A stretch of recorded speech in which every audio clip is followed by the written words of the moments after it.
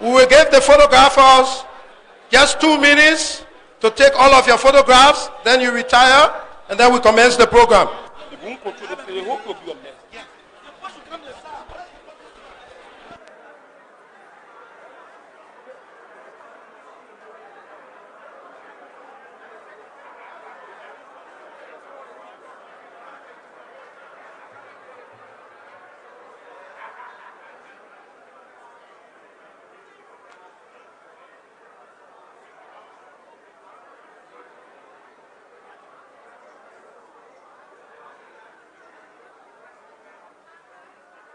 Exciting. Ladies and gentlemen, we look forward to hear from our candidates the way forward and the how they are going to transform the Liberian economy, the education and health. All these issues are going to be key as we go through these debates. Okay. Guys are still taking photos. Photographers, please Photographers retire. are still taking photos. And sitting side by side is Mr. Wood. Photographers, please retire. The professional one, the cell phone ones, the iPad. Interesting, and the guys are having friendly conversations here. I wish you could have the view of the both gentlemen. I wouldn't mind if they could just say hi to you out in the diaspora. So, Mr. Chairman, could you just say how you are on KNTV Live? Well, this is a historic moment. I think this further cement our country, democracy. I think you see me sitting here with the chairman of the Unity Party. It's so interesting. It's interesting. It's an interesting moment. Mr. Chairman, can you say how you feel today having this kind of conversation? This is Liberia coming together. And this is more important. The politics aside, one country. I think this is more fulfilling. Thank you so much. It's a pleasure having these party chairmen being very friendly. So we will not turn to the podium. We will not turn to the podium to see what is happening now on the podium. So we can now join the podium and see exactly what is happening. Thank you so much.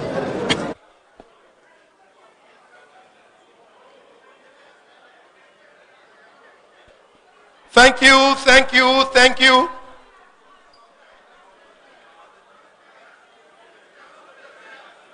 Please, please, please, quiet you, please. Okay, thank you very much. On behalf of the Deepening Democracy Coalition, we want to welcome the 4 candidates who have turned out to grace this occasion. And we want to welcome all Liberians, our foreign partners, who have also joined us in this hall, and those listening by radio, watching by television, or watching via the social media. We want to welcome you to this all-important occasion. We will attempt to give you a background about the organizers of this program, the Deepening Democracy Coalition.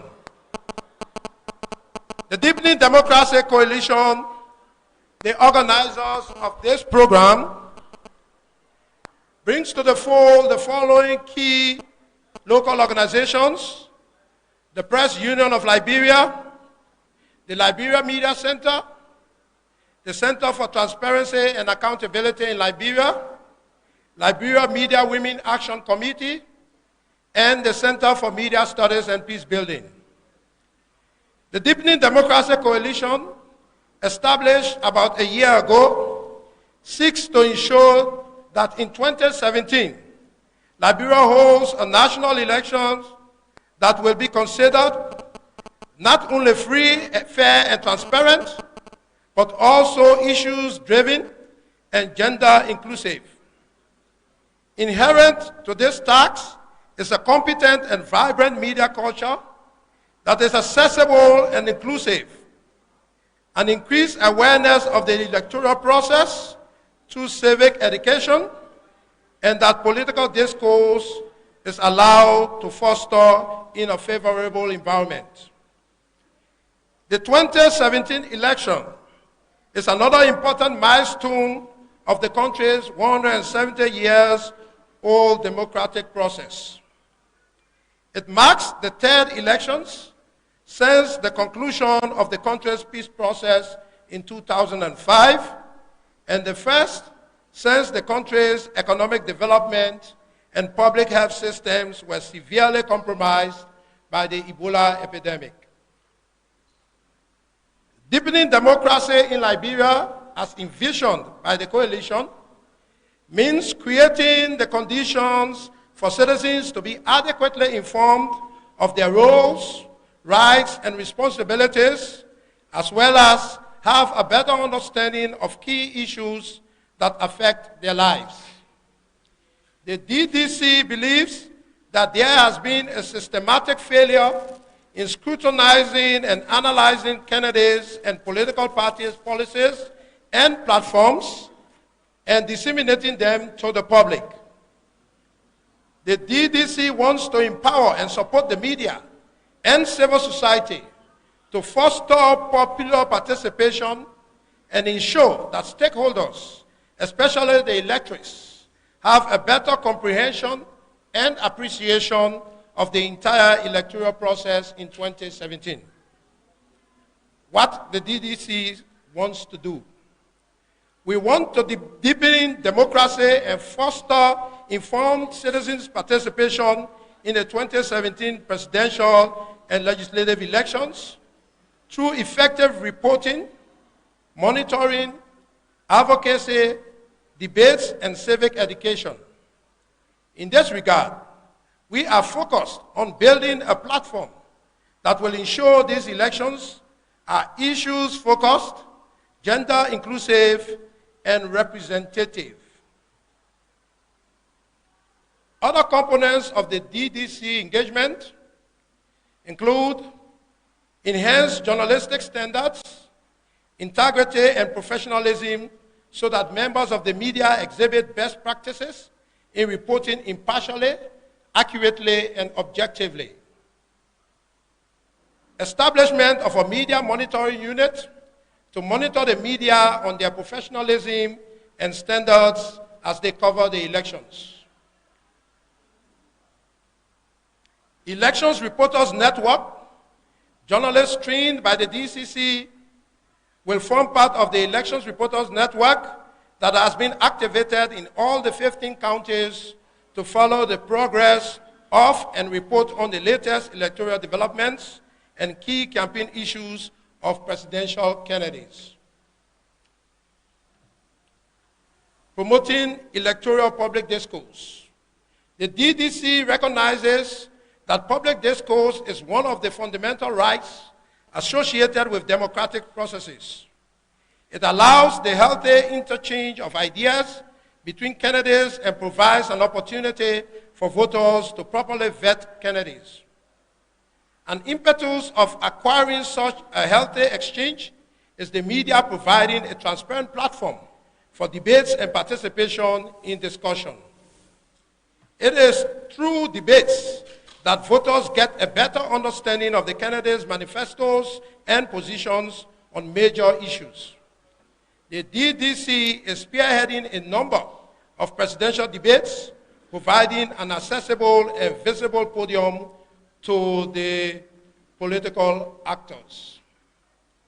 We appreciate the support from the Open Society Foundation through its West Africa subsidiary, the Open Society Initiative for West Africa, OSIWA, to the work of the DDC. It has indeed been a tiring yet rewarding experience, being engaged for the last 30 days with the various political parties in planning this debate.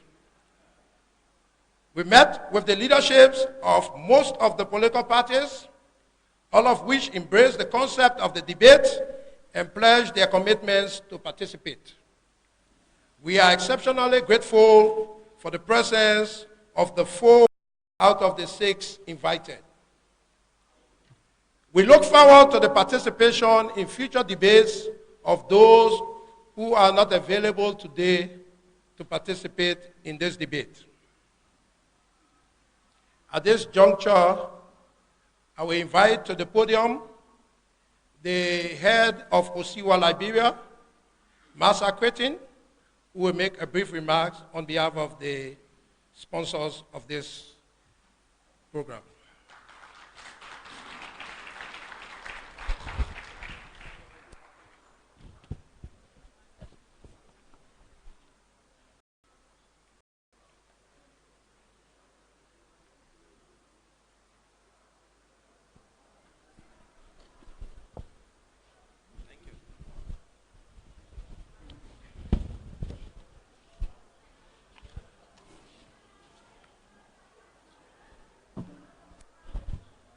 Good afternoon to all. Our distinguished presidential candidates, foreign friends, national leaders, Liberians, one and all. We are here again, getting ready to perform our sacred democratic responsibilities as citizens of Mama Liberia, a home of glorious liberty by God's command. This electoral cycle is an epoch-making one as we look forward to witnessing a peaceful transition of power through the ballot box after the October 10th, 2017 elections. It is therefore our civic responsibility to engage our aspiring duty bearers about their plans for our beloved country and how they intend to govern. Far too long, elaborate and lofty plans have been prepared with very little or no interrogation by the citizens and, of course, the electorate. We now have the golden opportunity, and we must use it and use it wisely. Osiwa's commitment to supporting the presidential debate marks a turning point in this nation's history as we bring our presidential aspirants to the people. We are giving the people of Liberia the opportunity to know, yes, to demand answers to the how and not just the what. Our leaders owe it to us all as citizens, and we must make it happen constructively. Our democracy has grown, but we need to groom and nurture it further until it reaches maturity. We need to get to the next level where issues and policies are deliberated upon and not just about who was here or who came later or whose mother or father laid what foundation. It is about what we should expect and hold our leaders to. As Lrtn Sones put it, debate forums will be able to form a powerful ground for understanding of efficient citizenship and of functioning democracy, or a powerful democracy. For such forums are primarily those that bear the traces of how people wish to be governed in the context of preferences and expectations that have been voiced. Holding public debates on issues that concern society will also help creation of an open, transparent, and accountable administration. The risk of power abuse will be reduced to a minimum in an administration which is constantly supervised and held accountable through public debates. While our Constitution and laws of the land provide laws that govern us all as Liberians, the reintroduction of the debate compels us all to be tolerant and voice out our differences and not resort to hate speech and divisive or abusive language. In essence, we should agree to disagree. That's the beauty of democracy. Let us all nurture this fledgling democracy and allow our institutions to work for us. We should not be seen to be undermining what we should promote and enhance. Through such polite confrontational engagements, the electorate will be given the opportunity to know the values and beliefs of the candidates, as well as their ability to articulate their thoughts. It gives us the opportunity to know our leaders well, or even better. Their temperament and tolerance in dealing with divisive issues are key elements. They must be in a position to leverage support and persuade opposing parties. We at the Open Society Initiative for West Africa and the bigger OSF family are committed to promoting open society values that promote issue-based campaigns, promote access to information and freedom of expression, as well as accountable governance where corruption is on the wane. We will continue to support both the demand and supply sides of the aisle by contributing to the strengthening of Liberia's democracy. We hope this debate will play a significant role in the political process and offer a valuable opportunity to hear candidates challenge one another on their policies and temperament. We sincerely hope these debates will become a standard part of our electoral process. Let me end by congratulating President Ellen Johnson Sirleaf's government for giving us all and the general electorate the space to operate freely, and hope that the NEC and other institutions such as the police and other law enforcement bodies continue to give the support required to deliver their mandates during this electoral period. Special thanks to the aspirants for honoring the invitation to this debate, and best wishes at the ballot box. Thanks again to the Deepening Democracy Coalition for organizing, for the moderators who we hope will do a splendid job, and to everyone who took off their time to come and witness this program. Long live Liberia, happy land. This glorious land of liberty shall long be ours.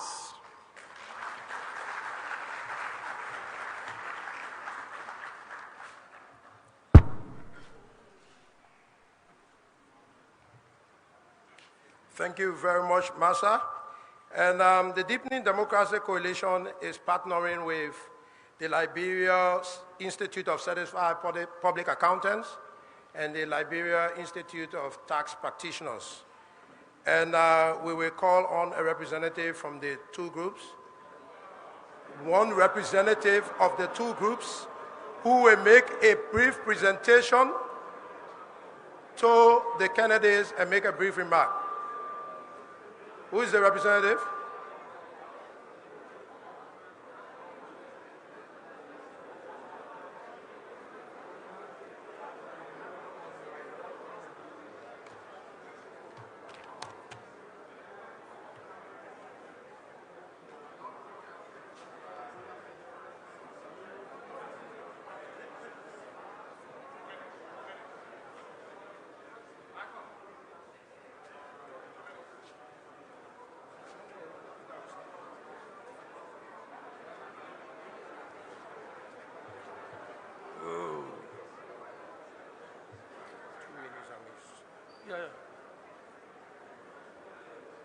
Good afternoon, honorable presidential candidates, and good afternoon to all.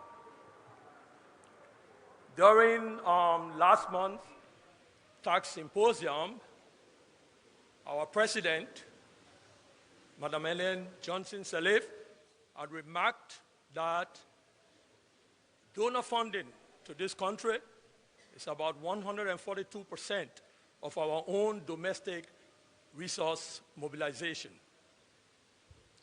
We have to look at our tax laws. We have to look at our tax laws and be able to mobilize our resources, our local resources, to be able to meet the budget deficit. The Liberian Institute of Tax Practitioners and the Liberian, in collaboration with the Liberian Institute of Certified Public Accountants, have come together and we have put a series of questions together, a questionnaire together that we'll have to present to the candidates, that they will have to take away with them, and then to report to us at a later date. I hope, candidates, you'll be able to do that for us, because we really want to know what you think about doing these things and how you're going to do it. So the questionnaire is a yes or no answer, and there's a column also there for comments. So if you wish to make comments after you have your yes or no answer, you may likely do that. Some of the questions may be sounding too technical for you or something. We'll make ourselves available. In the documentation, we do have our contacts, and at any time that you will need us for us to explain certain issues to you, we will make ourselves available. Thank you. At this point, I will want to distribute the packages to the presidential candidates.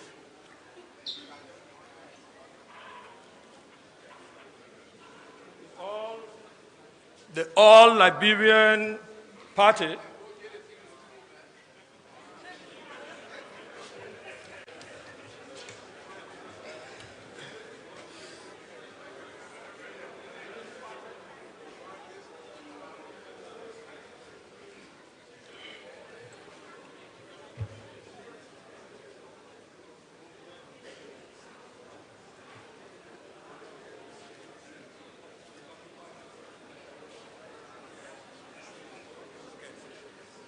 Okay, thank you very much. The Liberia Institute of Certified Public Accountants and the Liberia Institute of Tax Practitioners.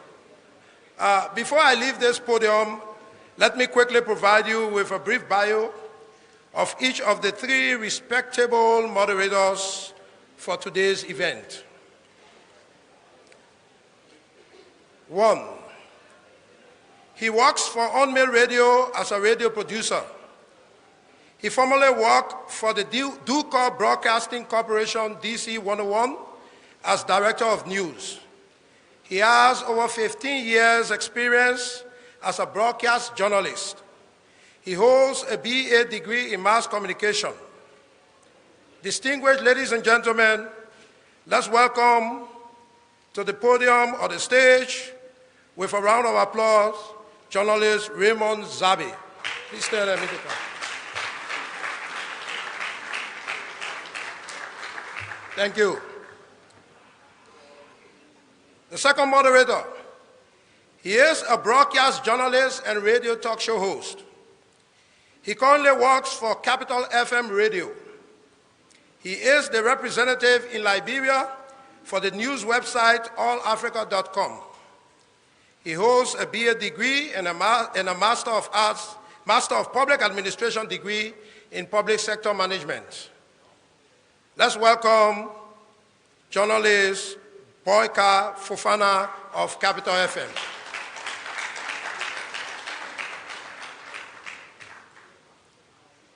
She worked for the Daily Observer newspaper in the 1980s. She was the first Liberian female journalist to cover the Civil War from behind the then rebel lines. She worked in Liberia for the International Research and Exchange Board, IREX, as senior media specialist for 4 years. She currently works for the USAID-funded Liberia Media Development Program. The LMD is currently being implemented by Internews. She has a wealth of experience as a journalist and media development specialist in Liberia and the United States of America. Ladies and gentlemen, Liberians across the country monitoring via radio, join me as we welcome our lead moderator for today's presidential debate, Madame Maureen Sie of Internews.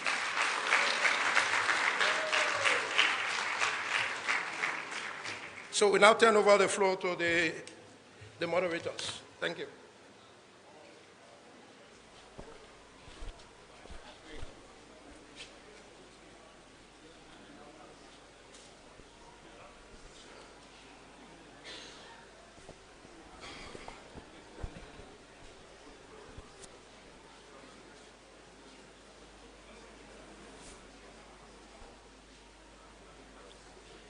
Good afternoon, everyone. Good afternoon, everyone. I would like to welcome all of you to this debate. I think it's a good exercise in our young democracy. I know many of you are excited about this event, but we just have a few ground rules to make sure that this goes on smoothly, to make sure that the Liberian people and people all across the world truly enjoy this exercise. So to the audience, I know there are some party supporters here. I know you're very excited to see your candidates here. But I beg of you, please, we are going to keep all of our applauses and our jeering for the end of the debate. Please, there will be no booing. We ask that you please be respectful of the candidates and their supporters. And we have the police here, and they're going to be monitoring for any kind of disruption. So I beg of you, please conduct yourselves accordingly. And I would just like to welcome the candidates who showed up here today. I like people who show up when asked. I think your presence here today is an indication of your commitment to this process. I just want to remind you of a few ground rules. We were supposed to do a little lottery to determine who goes first, but that didn't happen. But we're going to call you based on the order in which you are seated from my left. Okay? So each of you will get 4 minutes to make brief introductory remarks. And then after that, we will go into the question and answer. So the last person who would do the introductory remarks will not get the first question. We'll go back to the second person. Okay? You got that? Okay, thank you.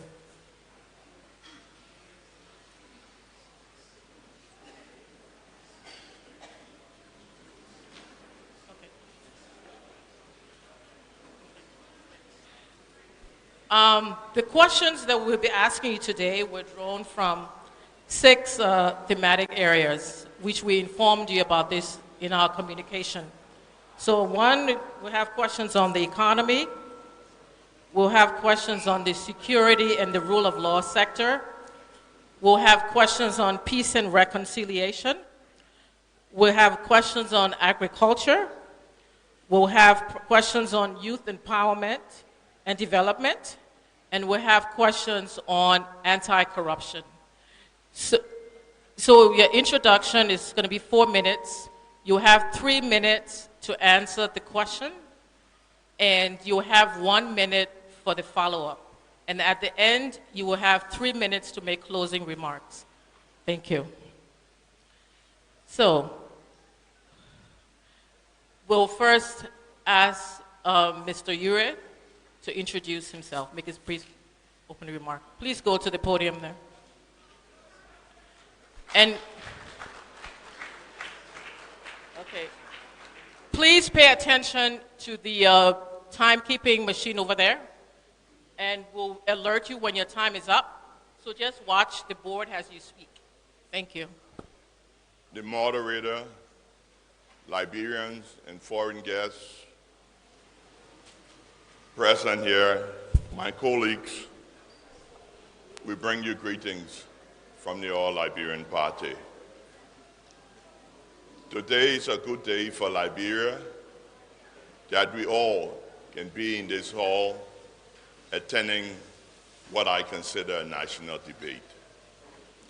As we all know, from 1980 to today's date, we all have witnessed our country, Liberia, degenerating to its present status. Yes, along the way, we have had some very positive things happening in Liberia.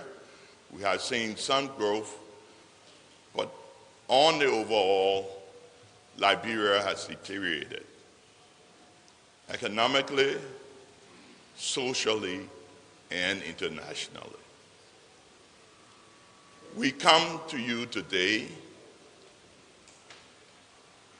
begging your indulgence as we tell you our views on how we can move our country forward. As you have probably seen all over Monrovia and the country, we are endeavoring to get Liberia working again. The question is, how can we as a people get Liberia working again? We have to get the economics of our country, the wheel spinning again. We have to get our people reconciled again. We have to get our people involved in governance. We have to take governance from Monrovia by a selective few and take it back to the people. We need to take the resources of our country from being under a few people, decisions being made by a few people, and take it to the people. We believe the involvement of the entire Liberia and not a selective few will carry us a long way in developing our country. We also want to let you know that our country depends on each and every Liberian, irrespective of who you are, what religious background you come from, what tribe you come from. What must unite us as a people is that we are Liberians, and we must start thinking forward. We must leave our dark past behind us, and we must move our country forward. Our country must grow. We as a people must grow. We must change our attitudes. We must change our ways, because if we don't, we will remain where we are. Liberia is depending on each and every one of us, and we must not continue to let the people of Liberia down, nor must we let ourselves down. Liberia must come before each and every one of us, and we must remember the people outside of Monrovia. Liberia is not Monrovia. Liberia is out there. And we must continue the process of negotiation, the process of speaking to one another, the process of engaging one another to ensure that we are all united and ready to move Liberia forward. I thank you.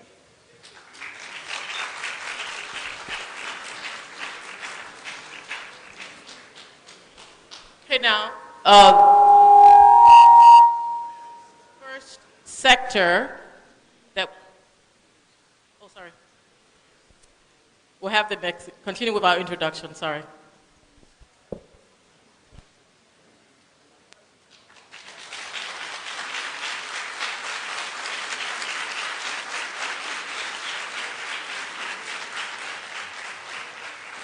Thank you very much.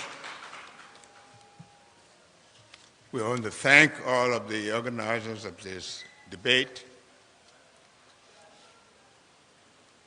I come to this debate this morning against many suggestions from people and partisans and key supporters who asked me not to appear, but I'm here for several reasons, among which are my respect for anything that is important to the Liberians in and out of government. It shows their love and concern for their country. Liberians are aware of the challenges they face in and outside their country and are now demanding that our country give them the opportunity to actively participate and contribute to the rebuilding of our country. That a responsible government in place, one requisite leadership that is capable, tested administratively, and one with knowledge and experience and integrity to manage our resources and be accountable to them. Let me emphasize here that we are an African country with a huge percentage of our people in the rural communities, illiterate society, unemployed youth needing quality education, technical skills for employment. I graduated from the university, and the first assignment I took was outside the country, something that was not normal in those days. For believe that once you receive Monrovia, they forget about you. This gave me the opportunity to understand the life the people live outside Monrovia, what the people think about their lives and their development. And I said to myself these few days that it is about time that we think Liberia, love Liberia, and build Liberia. We have done a lot. Our youth, our women, sit in the market in squalor. We see that. When I go up country, I look at different things. I look at the lives of the people, the quality of life they're living. It is not talking, it's about action. And this is the experience that I have. So Liberians, today, we thank you for giving us this opportunity because we should go beyond rhetoric and give to our Liberians what they deserve. Thank you very much.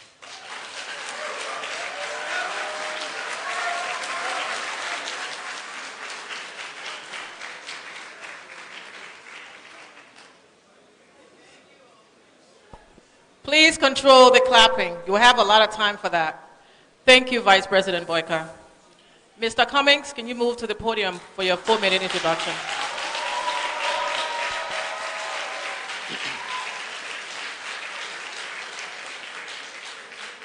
Thank you, and good afternoon. To the organizers of the program, the Deepening Democracy Coalition, to the moderators, to my fellow aspirants for leadership of our country, it's my honor to be here with you this afternoon. You know, about 3 weeks ago, Liberia celebrated 170 years of independence, the oldest republic in Africa. Yet, we are amongst the least developed countries on our continent, and indeed among the least developed countries in the world. My fellow Liberians, we have to ask ourselves some very hard questions. Why do almost 60% of our people live below the poverty line? Why is our per capita income of $297 the third lowest in the world? And I could go on and on.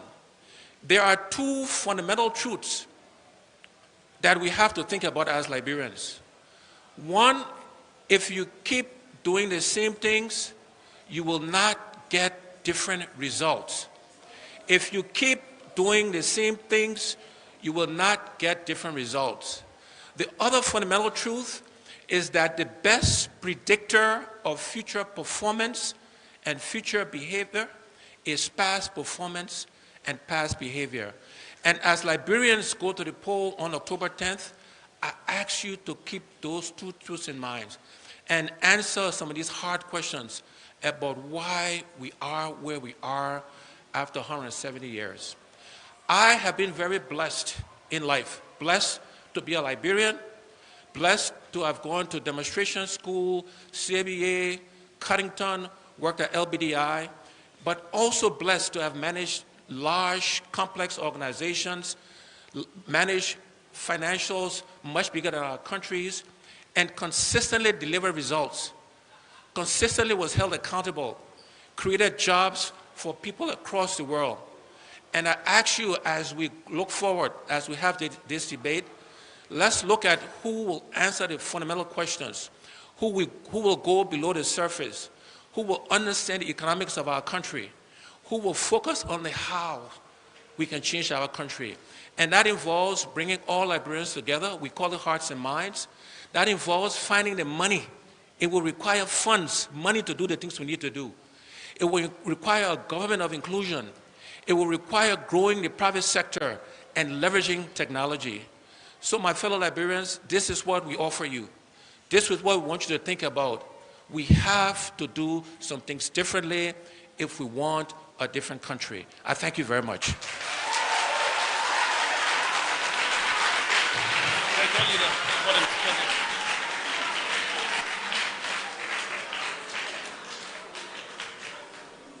Thank you, Mr. Cummings.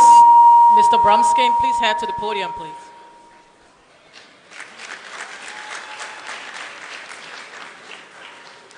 Thank you so much to the Deepening Democratic Coalition, the moderators, the people of Painesville for allowing us the use of this hall. Thanks to Ben, to Joe, to Alex, they're all my friends, for joining me today in presenting our views to our people. Each and every one of us have something to say about what we will do for this country. But I'd like to share my vision with you during the next hour or so, through the eyes and the condition of an old lady who I met in a village in Nimba. Her husband predeceased her. She had no children. But for the mercy of her neighbors, she would go to bed hungry every night. That lady's condition must be changed if we are to be a country and a nation that cares for our people. And then I speak of the lady whose husband told me her story about her dying in childbirth because they had to walk several hours to the nearest clinic to get medical care. That too must change.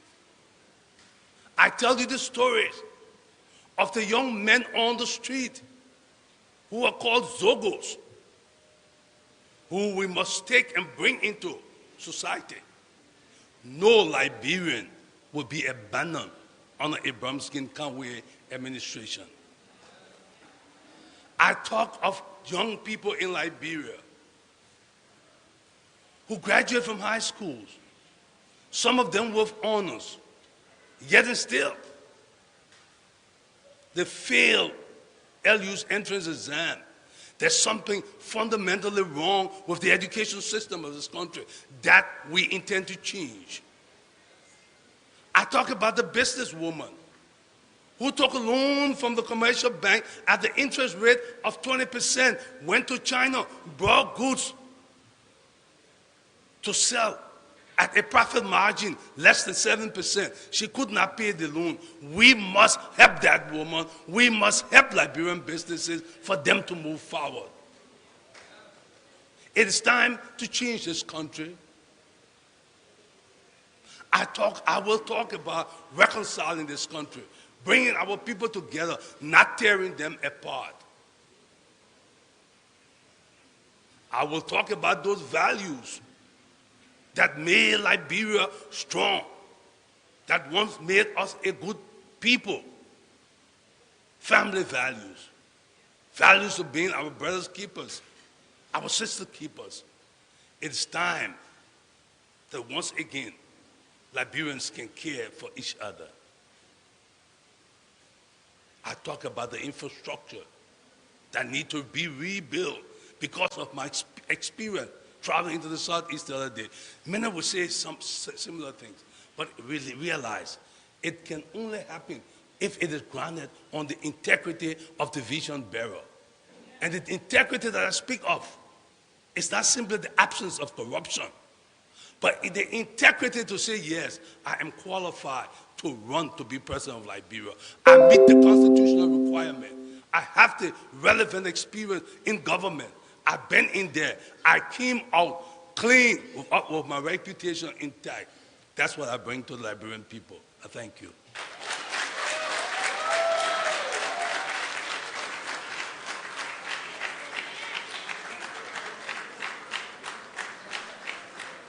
Thank you to our aspirants. for your introductory remarks.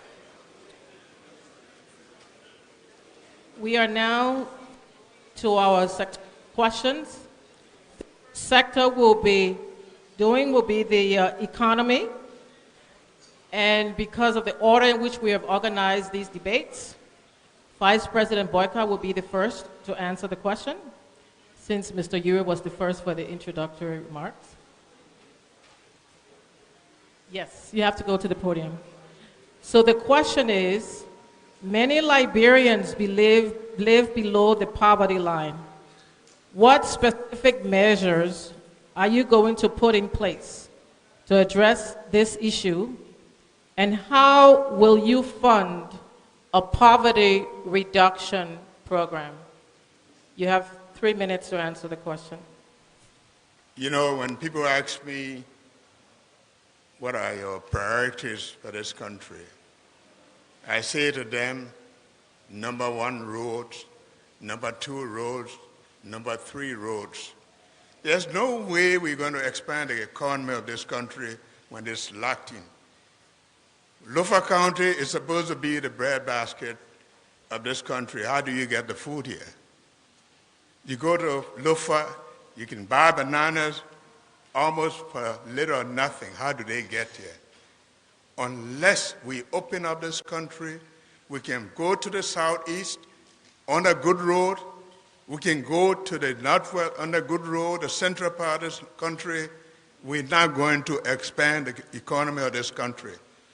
When a job that is supposed to be done in 2 days takes you a week, you cannot build an economy. You cannot support an economy and build a society. All of the developing countries, they're not developed because they have ships and airplanes. It's because of accessibility. You got to get there. We have to open the country up. The young people will get jobs. Tourism will be an attraction here. We can't do that sitting in Monrovia and driving. Take a typical example where we to have an invading army coming from Banga. Where do you go? In the sea? Because you have nowhere to go. The opportunities are here. We don't have to look elsewhere. We cannot be a country all the time we thanking and begging our partners. The resources are here. We must invest in them, improving them, give our people a job, give them opportunity to have clean drinking water and quality education. My priority number 1 is road. We open up this country, we open up opportunities. The resources are there, we can get them. We need accountability, we need honesty. We don't just mean people talking about it, live it. In all my working life, I have lived a transparent life. We managed operations that provided job here, and we gave job to the people because of our integrity. You can say what you may, LPMC was a success. When I managed LPMC, it provided job for people. It provided opportunities for people. Open up the country and open up the economy of this country. You will see jobs created. Thank you.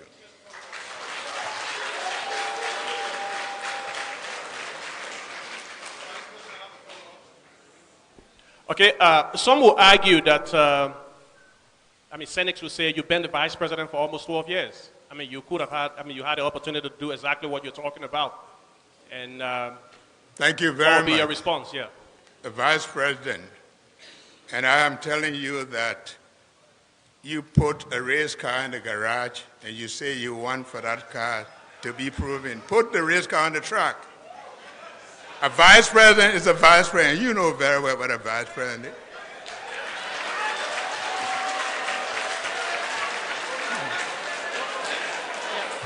Thank you very much, Thank you. Vice President.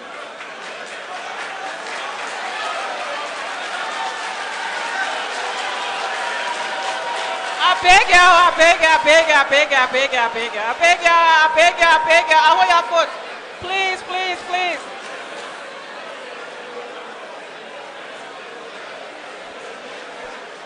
Please, please, please, please, please. I beg. Please, please.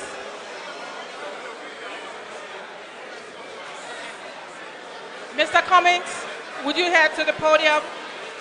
And the question is, many Liberians live below the poverty line.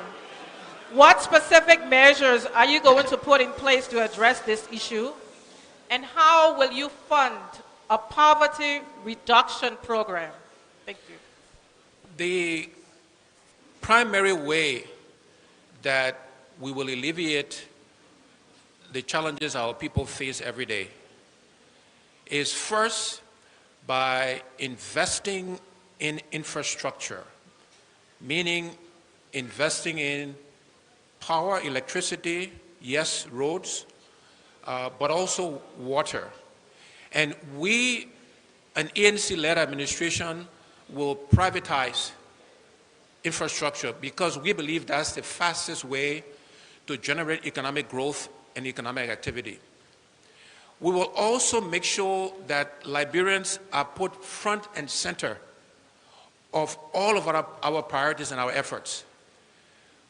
We will ensure that our activities go beyond Monrovia, go beyond Macerata County, but touches on all Liberians in every part of our country. We will invest in education because the long-term solution to alleviating poverty is by educating and training our people. And that's something we'll focus on. At the end of the day, though, we also have to find the money to do all of these things because otherwise it's just talk. And so we are going to go after waste in government. We're going to go after corruption in government. We're going to make different choices in terms of how we invest those dollars. Because without those resources, we will not be able to eliminate the poverty in our country. I was coming from Tapeta to Saclay, and I was stuck on the roads. And I was fortunate to meet a cross-section of Liberians. And I can say to you, the stories told was heart-wrenching, heart-wrenching. And what's even more profound for me is the fact I know we can do better. I know as a people we deserve better. And I know if we get out of our way, if we revisit our rules and regulations and simplify things, if we put Liberians first, we can change our country. We can alleviate poverty. And the way to fund it is to go after waste, go after corruption, to get more benefit from our natural resources and redirect those things to the things that matter to the Liberian people. Thank you very much. Thank you, Mr. Cummings. You may have your seat. Ms. Could you please head to the podium?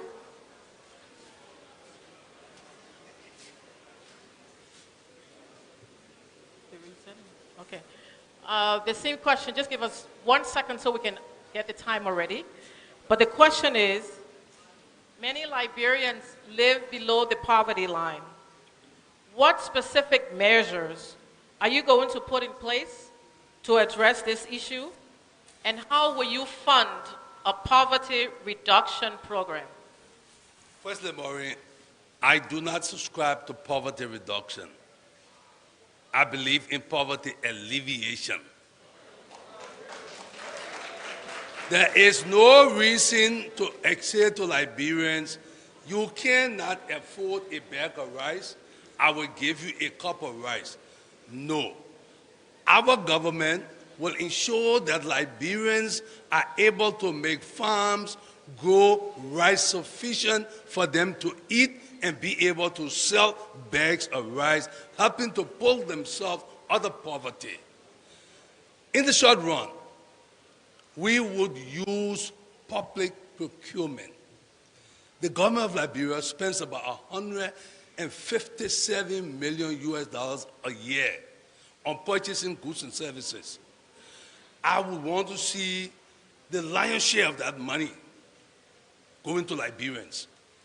It would help to put Liberians in business, put Liberia in charge of trade and commerce in this country, develop a middle class, and alleviate poverty in this country. We'll also use the agriculture sector, where the bulk of our people live, as subsistence farmers. Our challenge as a government would be to transition them from subsistence farming to commercial farming, creating the environment where Liberian citizens can establish the corporate vehicles that will connect the farm to the market. And we can thereafter look back at history. And our children in the future will judge us to say that the Liberty Party government did something about their plight. And therefore, poverty is alleviated from our country. I take that down.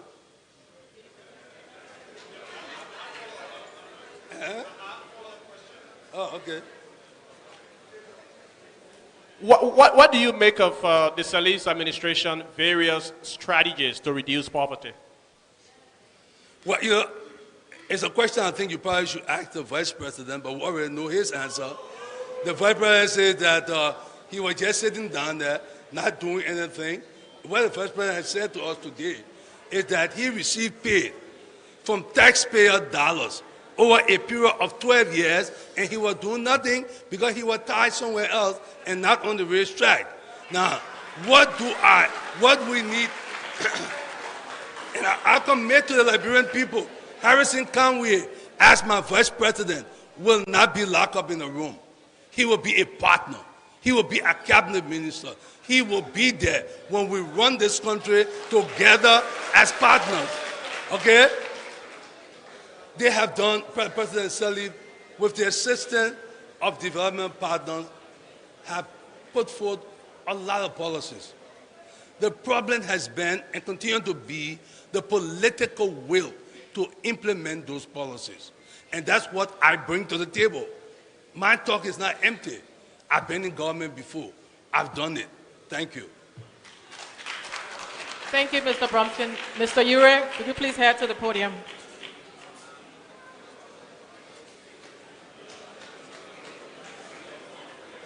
Again, it's the same question. Many Liberians live below the poverty line. What specific measures are you going to put in place to address this issue? And how will you fund a poverty reduction program? Not only do a lot of Liberians live below the poverty level, but most international organizations have ranked Liberia as one of the poorest nations in the world. This is no joke, and it requires educated, experienced, and committed people to solve this problem. As an economist, a planner, and an accomplished businessman, I feel I can solve this problem.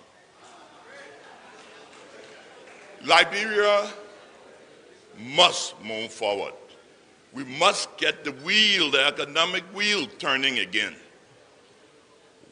We must make our economy agro-based. We must support it with industry. We must create mini industry that will support the larger ones and get the economy moving again. And how will I do it?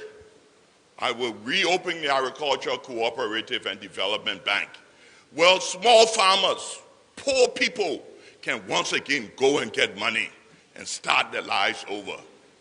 I will also reopen the National Housing Bank, where poor people can go and get loans and be able to build decent places to live. I will put more money into the people's pocket, give them purchasing power. And we must never listen to promises again in Liberia. We must be able to evaluate each individual based on what they have done to determine whether or not we can give our country to them to manage again. We need a good manager. Our people are deeply troubled. We are in a Mahoran situation. Our people are destitute. They need leadership. They need money. And they need new vision. And we provide all of that for our people. Thank you. Thank you very much. We are moving to the next question, and Boyka is going to be.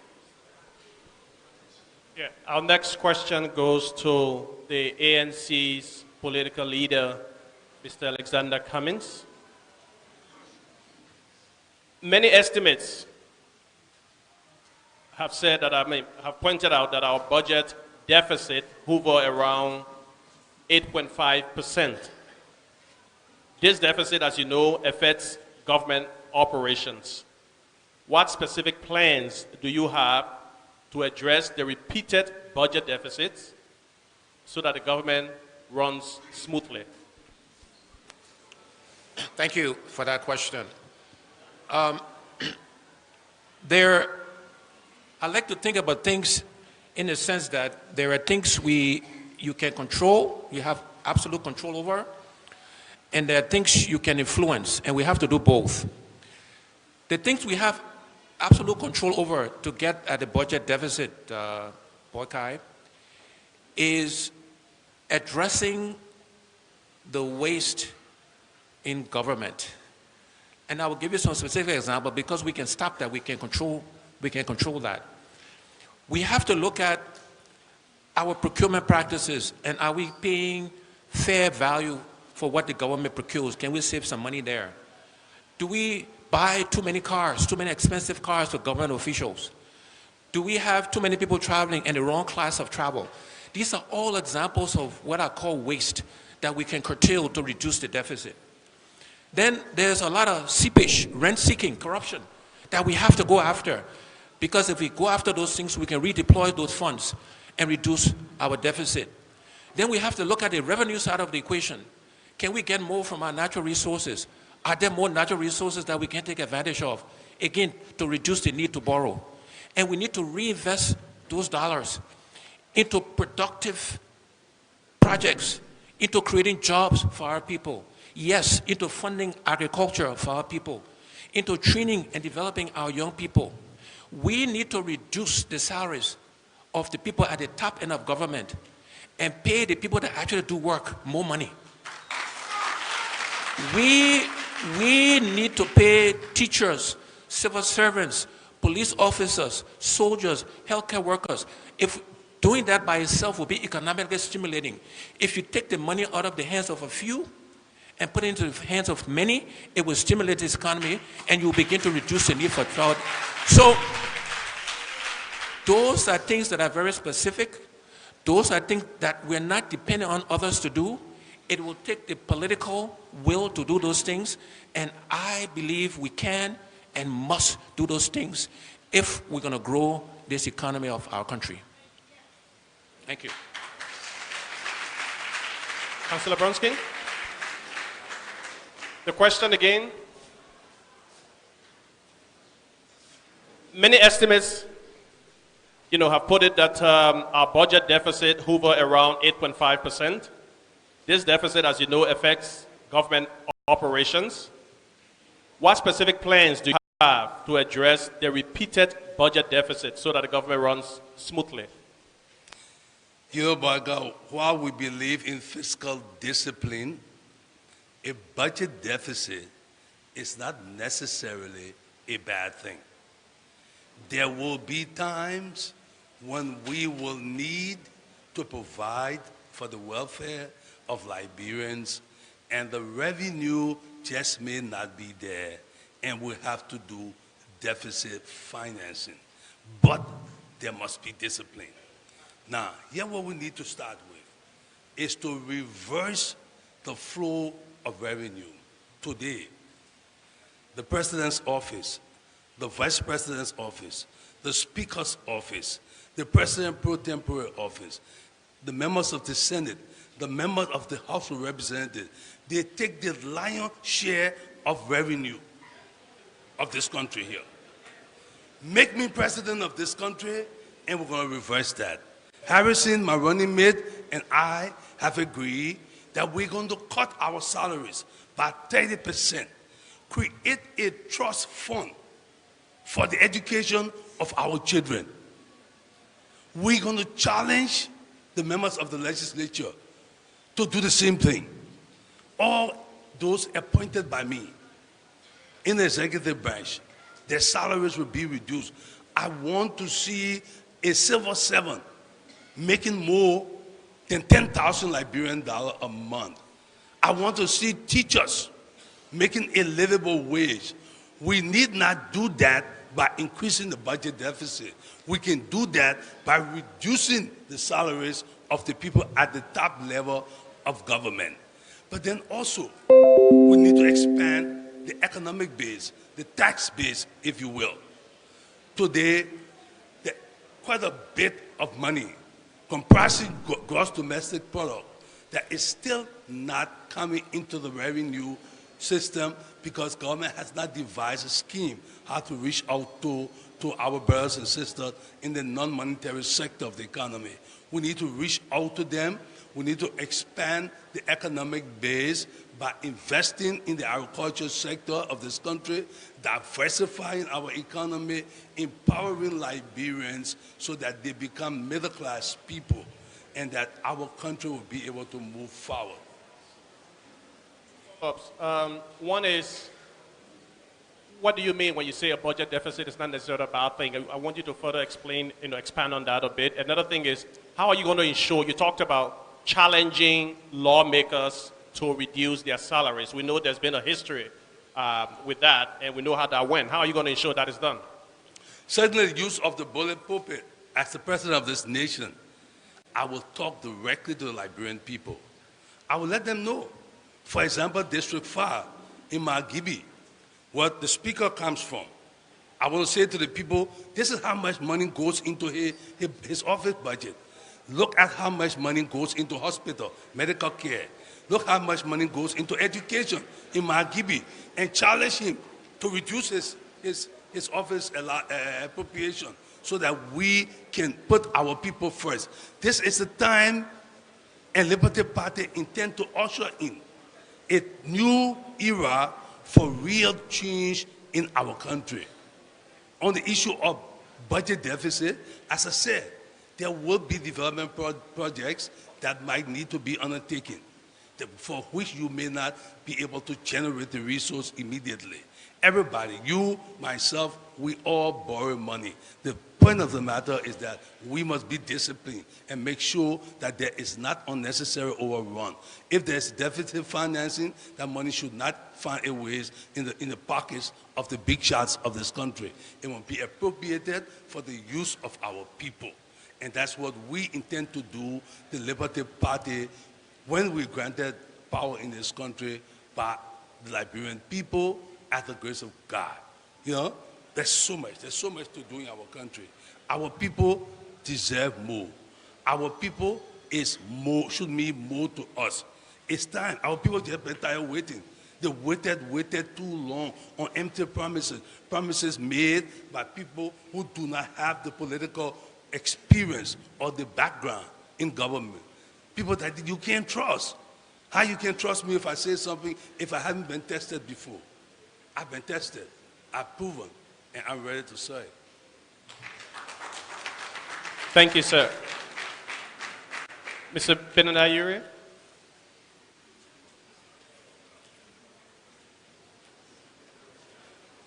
The question again is, some estimates have put the budget deficit at about 8.5% of the GDP. This deficit, as you know, affects the operations of government. What specific plans do you have to address the repeated budget deficit so that the government runs smoothly? You know, the whole process of budgeting is a planning phenomenon. And we have noticed over the years the need for a planning ministry. If the budget is not done professionally And realistically, you will always have a deficit. If you don't have the requisite skills and experience in preparing the budget, you will have a deficit. I will lobby with the legislative branch of government to ensure that the Ministry of Planning and Development be recreated. Because the Ministry of Planning and Development is the heart of the country, especially coming out of a civil war and in the instance where the country is in the situation it's in today. We have to have qualified, experienced people to plan the future of our country. I, Benoni Ure, as president of this country, will immediately accept a 50% reduction in my salary. And I expect that the legislative, the judiciary, and all other branches of government will do likewise if they love and care about the people of Liberia. And this money can be redirected to another source. But most importantly, we have deficit because we believe, and meaning no harm to this government, that this government and many other governments appear to be too business unfriendly. One must create an enabling environment where people will come, invest in this country, and don't be harassed. Increasing taxes does not necessarily give you revenue, but one has to create the environment where people will come freely and invest in this country. And we will continue to have budget deficits until these things are treated. So, in addition to what I said, I'd like to ask that all the monies generated from the reduction in salary, I want you to know that 80% of our budget is recurring expenses. How can we ever develop our country when 80% of it is on recurring expenses? It's strange to the world. Almost every growing country in this world will take at least 60% of her budget for development and not on recurring expenses. I thank you. So, you talked about having the requisite skills as a means of avoiding budget deficit. I mean, we've had like 4 or 5 stewards of our economy, the Minister of Finance, since President Sirleaf became president. I think one of them is even in this room. But is that an indication? I mean, were you implying that we have had unqualified people handling the budget? Certainly not. We have had some of the brightest young people in our country, people that I'm proud of as a Liberian. But I'm saying we need people with experience. We need people with experience. And I also call for the creation of the Ministry of Planning and Development. It's a difficult task. Look, planning, I am a planner. I got my master's degree in planning from the University of Southern California. And it was a difficult degree. It was a difficult degree. And it requires a lot. And it's true that we had very bright young people in the Ministry of Planning and Ministry of Finance, Planning and Development, but there's a need to have experienced people that will guide our young, very talented and educated and smart people. And then there's a need to separate the two institutions.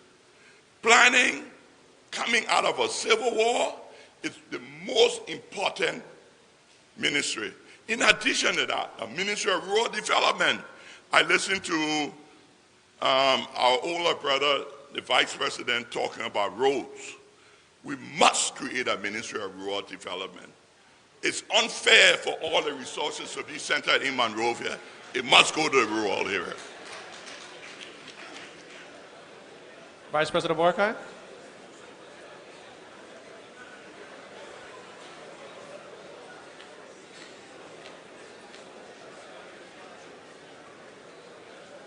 Some estimates, the question again, some estimates have put the budget deficit at about 8.5% of the GDP. This deficit, as you know, affects the operations of government. What specific plans do you have to address the repeated budget deficits so that the government runs smoothly? I think my government will insist on a balanced budget. If we lack fiscal discipline, spending out of budget is irresponsible.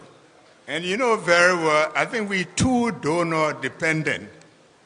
Everything we want must come from the donors. I have always said an overprotected child cannot be self-reliant. Liberians have the resources. We should use those resources wisely.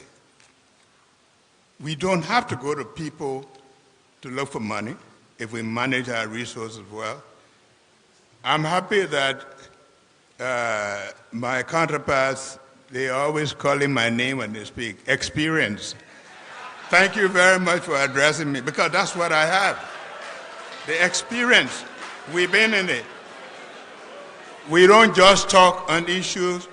We know that if we have fiscal discipline, if we manage our budget well, and make sure that we just spend that which we have, we will avoid all of the problems that we have with excesses. And I know we can do it. We have the competence, but we must have the desire and the determination to do those things that are right. What we don't have is the determination to do the right things. Excuses cannot help us. We need to spend our money wisely. We're talking about people in government. You only change the rules when you are in the game. Many people are being in the game. They didn't change the rules. You change the rules when you are in the game. Now after that, you tell people what to do. All of us are serving government. But what we need is the discipline to make sure that we spend that which we have. Taxes are not going to help.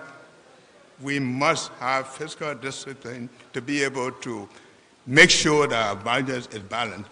A balanced budget must be insisted upon. That means your revenue and your expenditure must be in place. Thank you very much. Mr. Vice President, I want to make a follow-up question, please. You just stated that we lack fiscal discipline in this country. Are you indicating that this government that you are part of is corporate to fiscal indiscipline? A government, one of the things that people think about government is unity party. We are the only country who have 21 parties, all of them represented in government. So when you're talking about discipline, it's all of us. The Liberty Party is there, the CDC is there, everybody is there. All of us are there, and they all decide how to spend the money. So we all have to ask ourselves, have we been responsible enough? Have we been responsible enough? It's not Ellen Johnson Sirleaf, it's the government. So all of us, have we been responsible? You also talked about spending out of budget is irresponsible. Is that the case that's happening now? I am saying that if we have had a budget that we stick to, and that we know that we don't have the resources and we spend, it's irresponsible to spend out of money that you don't have. Unless you have a legitimate reason, like my counterpart said, that you can have excess in budget. But I believe we can keep our eyes on our income and our expenditure and live within that with discipline. Thank you very much, Mr. Vice President. All right, we'll now take the panel question on our economy. Mr. Bromsky, can you move to the podium, please?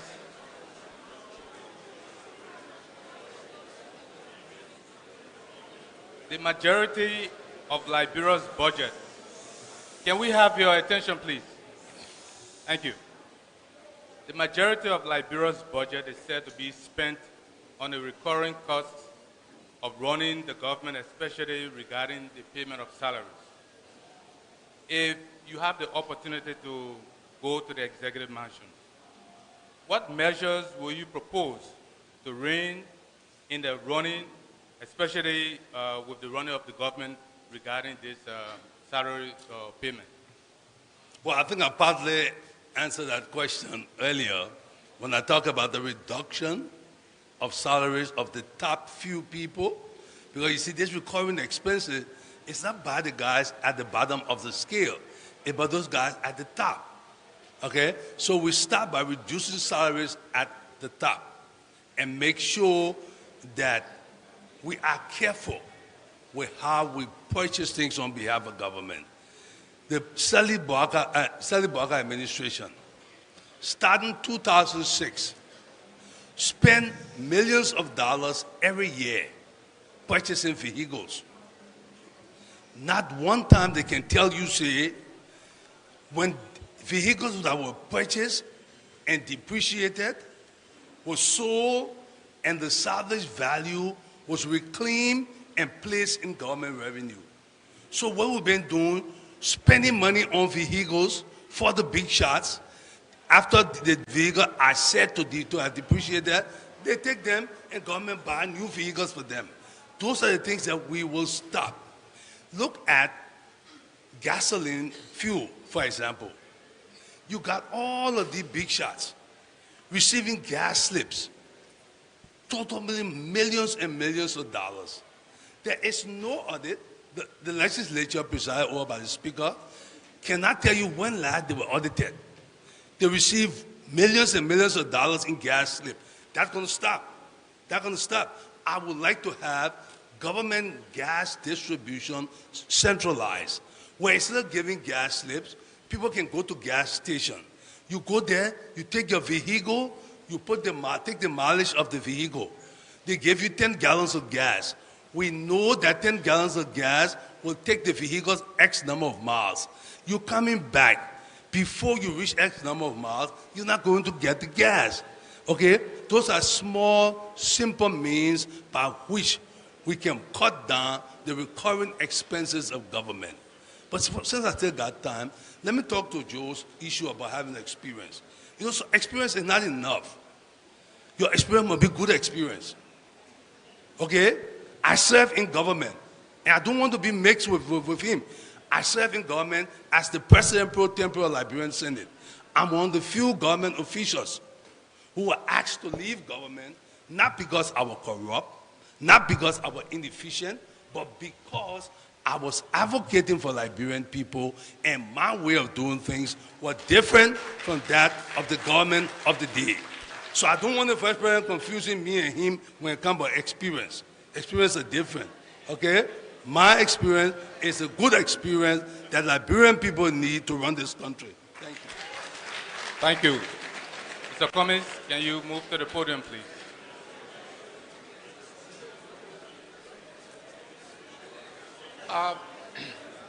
For the question... Do you want me to repeat the question? Is reducing the recurrent? Yeah. Yes. So, Mr. Cummings, can you move away from the microphone? Okay. Thank you. I want to come at the question from the other side, meaning the question has been answered in the past as if the budget is static, as if we cannot grow the national budget. One way, and the way we will approach reducing that percentage, is to grow the budget. And the growth in the budget will be used for investment purposes. Yes, there's waste in the budget. I mentioned this earlier. Councillor mentioned the number of cars we buy. I mentioned travel and all the waste, how much we pay per unit of whatever. We have to reduce that. But ultimately, Raymond, we have to take that budget from 550 million to 700 million to $1 billion to $2 billion. And that's how we will reduce the recurrent expenditure. But let me tell you how we'll do it. So it's not just talk. right? We will do it by stimulating the growth in the economy of our country. We will do it by growing the private sector. We will do it by reducing the amount of regulation. We tie our hands. We create rules and laws that we cannot enforce. And we constrain the Liberian people. We constrain Liberian businesses. And we will simplify, simplify, simplify. I believe by even reducing our tax rates, we'll actually collect more money because we'll make it simpler to apply. There will be less room for corruption. We will also make sure we get the full value from our natural resources. Because again, we got to grow the revenue. There's cost reduction and there's revenue growth. And so we will grow the economic pie.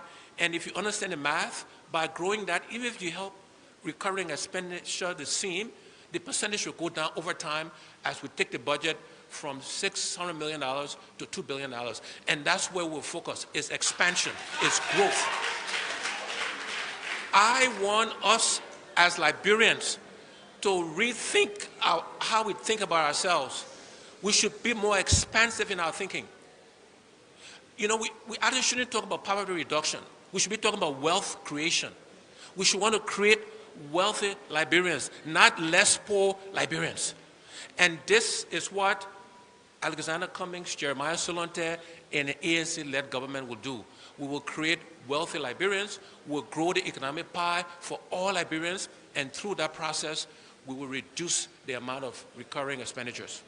Thank you. Thank you. Have a seat, please.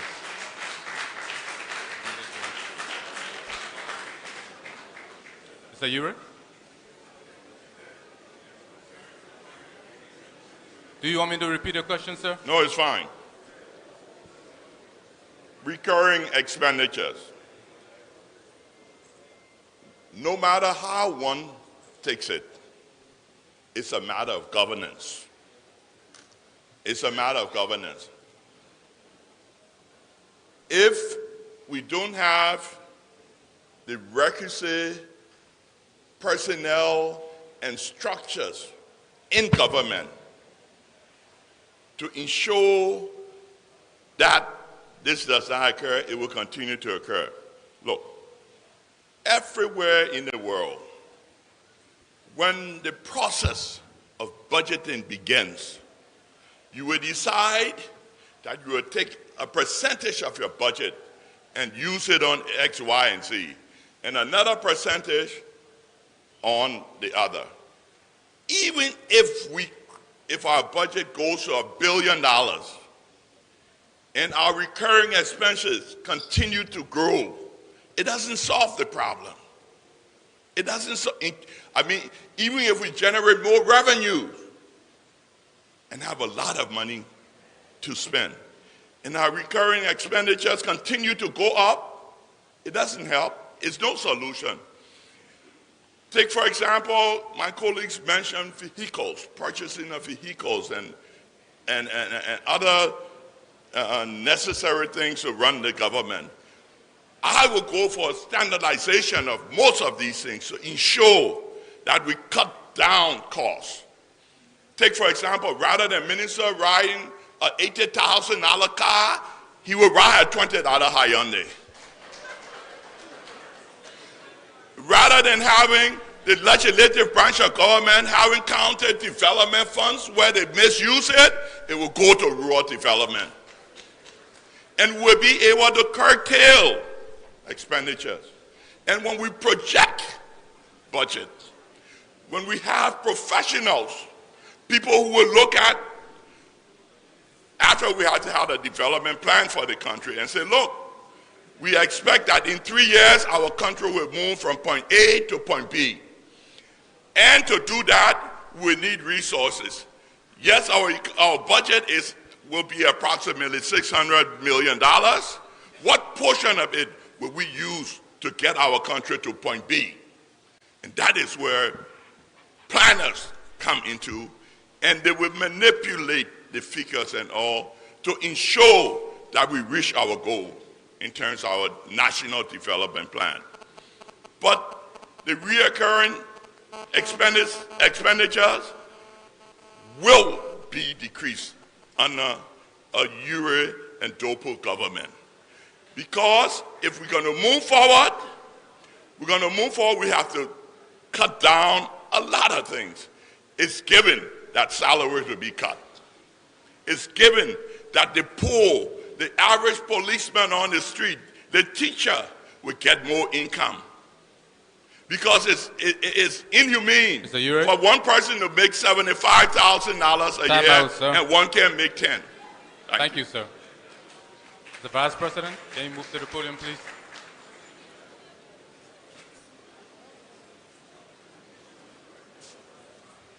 Do you want me to repeat your question, sir? The same question? Yes, sir.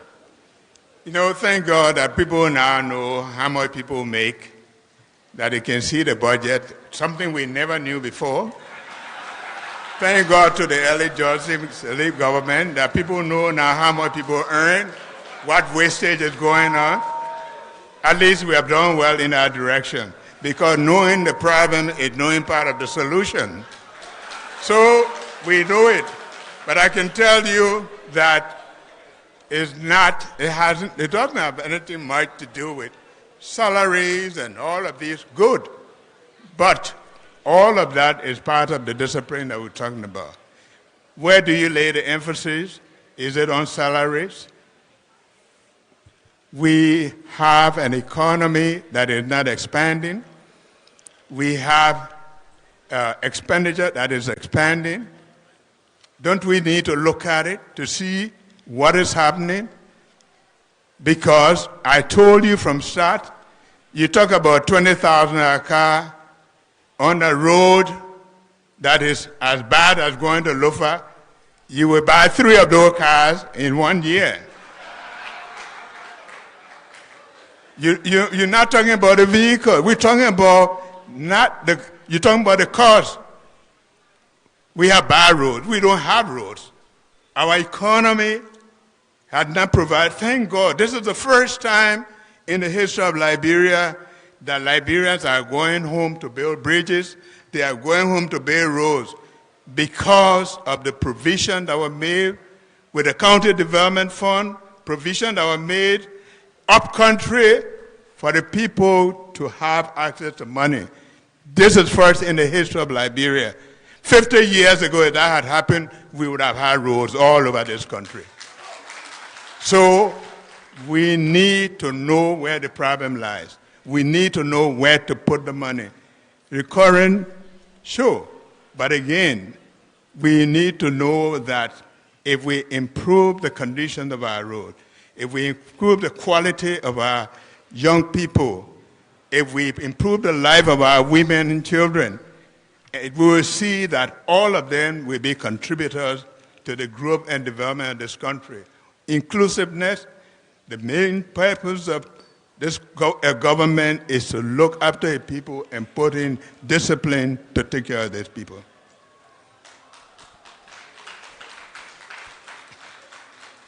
Mr. Vice President, a major component of the recurring expenditure that many pundits have pointed to is what they call astronomical salaries. Can you commit, there's been some other commitment to reduction of that, can you commit that if you are elected, you're going to pursue salary reduction for public officials? Maybe most of you don't know that I, for the first 6 years, got half of my allowance. For the first 6 years. I never complained because many people come to government looking for money to spend. You look for opportunity to serve. I'm not against salary reduction, but let's say one thing. We must always remember that corruption and all of these things, if you have a government that plans for people when they leave job that they can have a future, it's another way of being able to manage the economy. Most of the time people leave, they retire, and they have nothing to look forward to. We need to protect those who are working as well. You're talking about high salary, but let us be assured that there's a future for people when they leave government. The recurring cost of this government, yes, it's high. But it's high because all of the inclusiveness, every party here is making budget. Let's put in discipline that all of us will be committed. I don't care whether I work even for 1/3 of what I earn. That's not a problem. It's not about me. It's about the people of this country.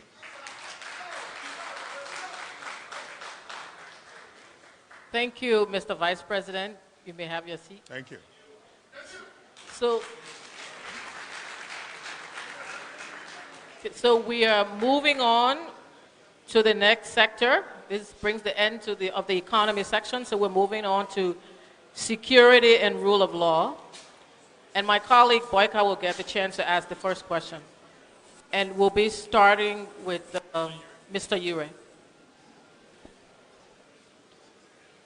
The question reads, on security and rule of law, what specific plans do you have to strengthen the justice sector so that it adequately responds to the high crime rate and the backlog of pre-trial detentions, which has led to overflowing prison populations in the country?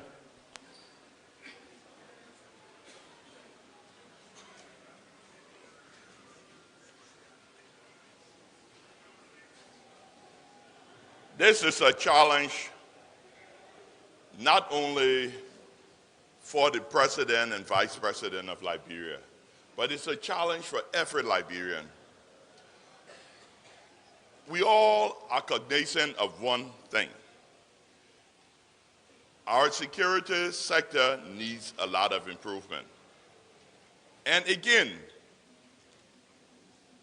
we need to tap on the resources of experienced security personnel.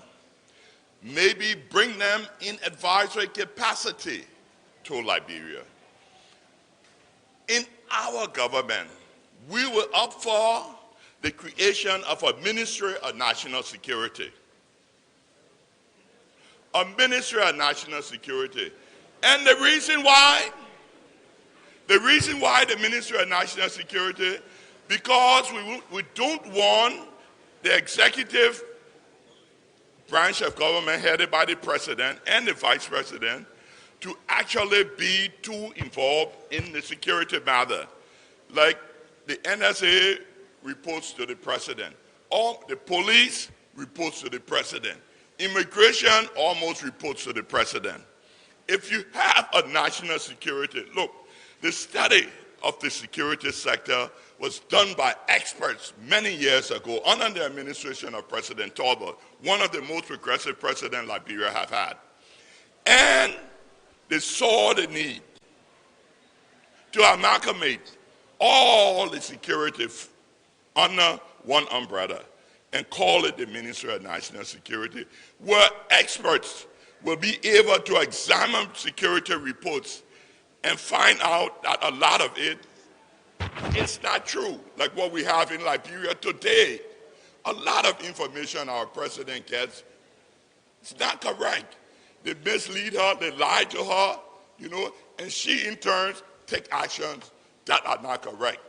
And at times we get angry with her, but we've come to realize it's a misinformation and the lack of trained security personnel to evaluate these security reports and come up with decisions. This is what we need in this country, to ensure that these security agencies don't go around lying on people and creating scenes to generate money to put in their pocket. Thank you.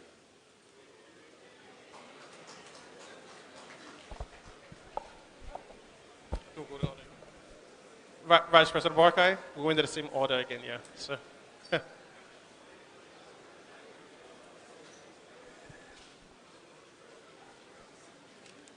The same question? Yeah, the same question. When you talk about security, we're talking about external security and internal security. We have done well retraining our soldiers and bringing in quality of people. When I think about security, I look at it holistically. That the people have food, do they have access to movement, is there justice? One of the problems here that I always consider as a problem to our security system is unresolved crime. Every time a crime is committed, you never find a criminal.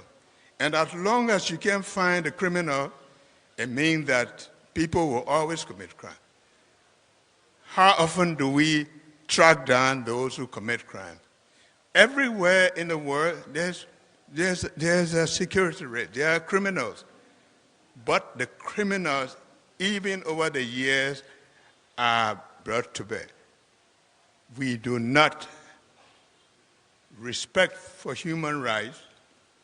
I want to believe that if we improve the quality of education of our people, we improve the quality of life they live, and have appreciation for themselves, we are making headlines and moving towards that.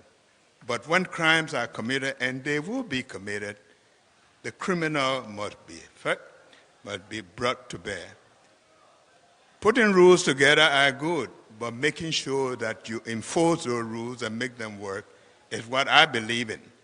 And nobody should be protected, no matter who you are. You can't have rules for separate people.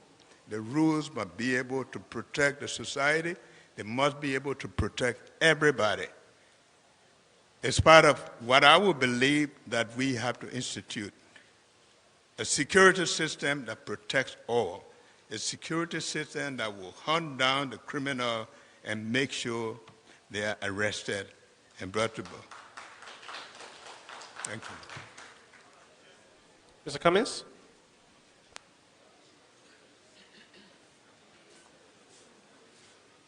I believe our biggest national security risk is the number of unemployed, underemployed, and unemployable Liberians. I believe if we solve the unemployment problem, the official statistics is that 85% of Liberians are not employed in the formal sector. That is an unsustainable number. And until we fundamentally fix that issue, we will have a security challenge. Yes, we need to strengthen our police force. We need to pay them more. We need to train them. We need to give them the equipment they need. Yes, we need to do the same for our soldiers. Yes, we need to make sure our security apparatus is efficient and operating. But I say to you, my fellow Liberians, unless we address the underlying cause of the insecurity in our country, unless we fix the economy of our country, unless we provide jobs for our young people. Look, if you don't have a job, you don't know where your next meal is coming from, you got nothing to protect, you got nothing to look forward to, you are very vulnerable to any kind of influence. You have nothing to lose.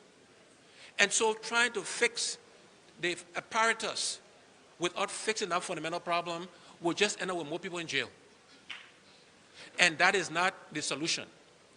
I do agree that there has to be consequences for people who misbehave, but it cannot be consequences for just the petty criminal.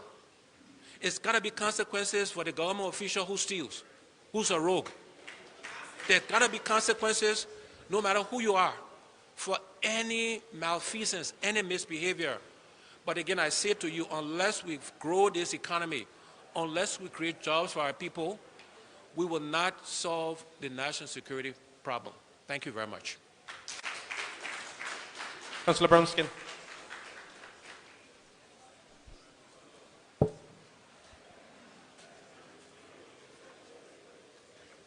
The issue of the rule of law, and I think as to whether or not a particular matter should be prosecuted. It interferes with the justice system and causes a lack of cases. The president of Liberia should be free of that responsibility. I would like to be able to wake up in the morning and read in the newspaper that the chairman of the Liberty Party has been arrested. Okay?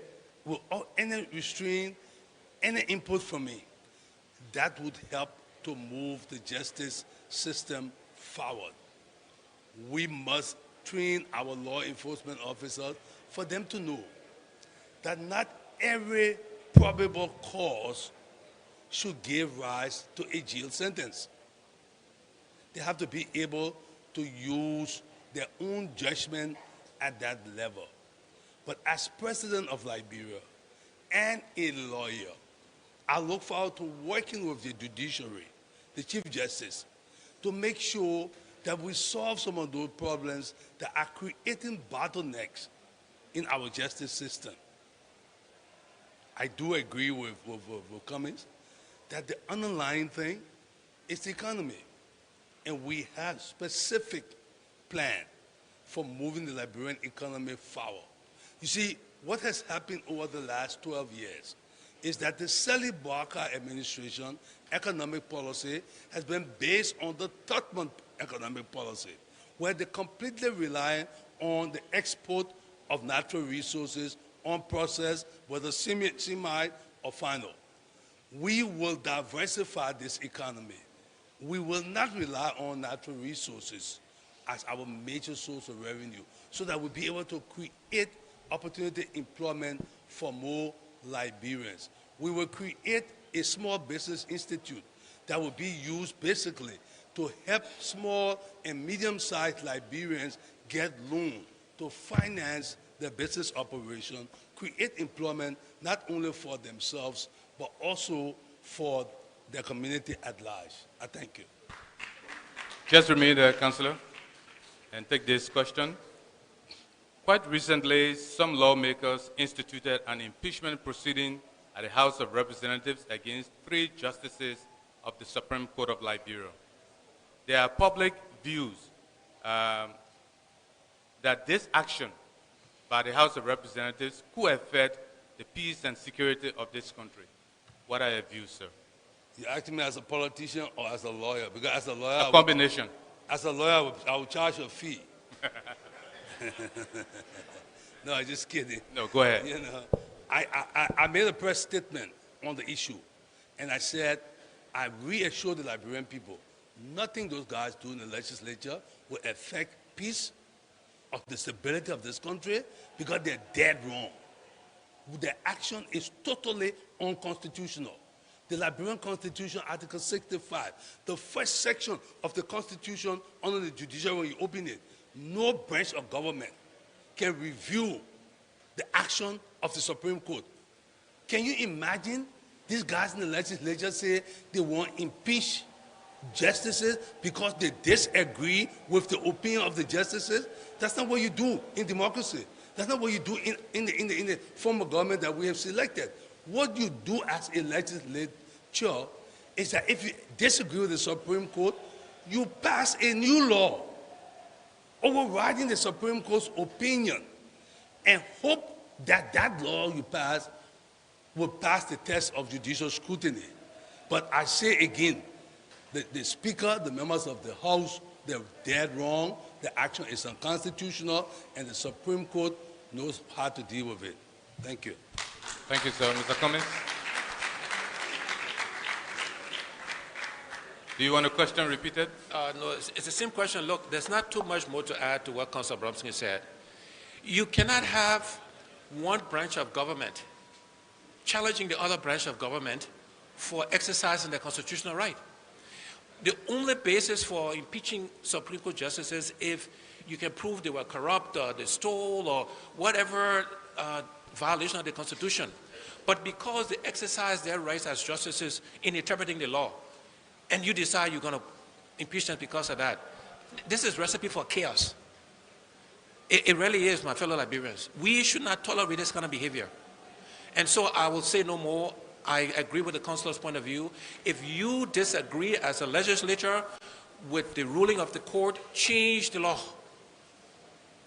It is their right to interpret that law. They're exercising that right. And there's no basis for anybody trying to impeach them because they disagree with the interpretation of the law. Thank you. Thank you, sir. Mr. Barker?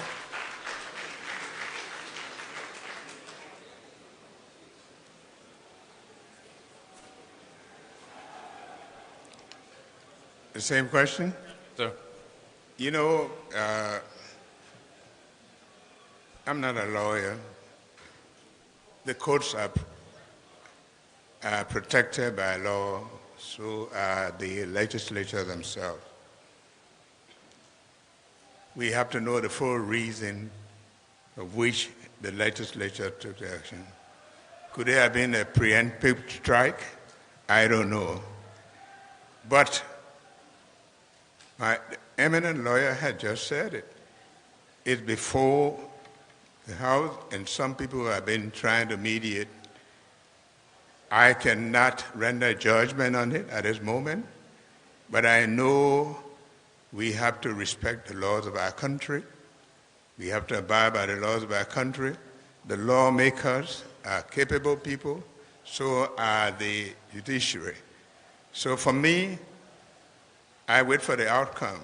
I'm not a lawyer, as I said. I'm not going to prepare judgment of it. What we want in this country is peace.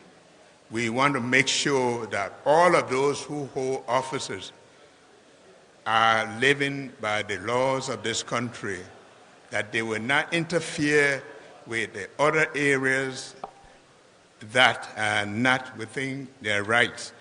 And maybe that will be the determining factor. So, sir, you said you are waiting for the outcome. If the outcome goes the way of the House of Representatives, will you support it? For me, wherever the outcome comes, the law is the law. That's what we're supposed to respect. And that's what we don't want to respect in this country. The House, the representative, the Senate, and the judiciary is before them, and there are eminent citizens that are trying to work through it. We await that. I can make no judgment on it. Thank you, sir. Mr. Ure?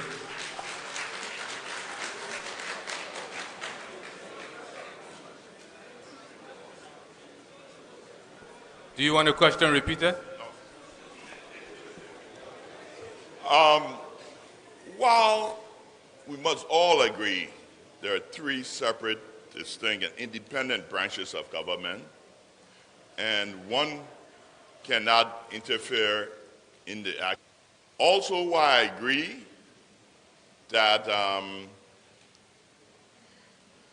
the case spoken about by my colleagues here, one branch of government does not have the right to challenge that of another. But when one branch of government decides that they will interfere in the duties of another, then it becomes questionable. The Supreme Court was actually making a law. There's nowhere in the law that they said it was a law of the land, that they call for an evaluation of the gravity of the crime. The thing here is, I give you it in simple terms. You 18 years old to become a citizen. The law states that you must resign 2 years prior to running for an elected post. They didn't say they would determine whether or not the crime was too egregious or not. Where did that come from? You either qualify or you don't qualify. You either a citizen or not.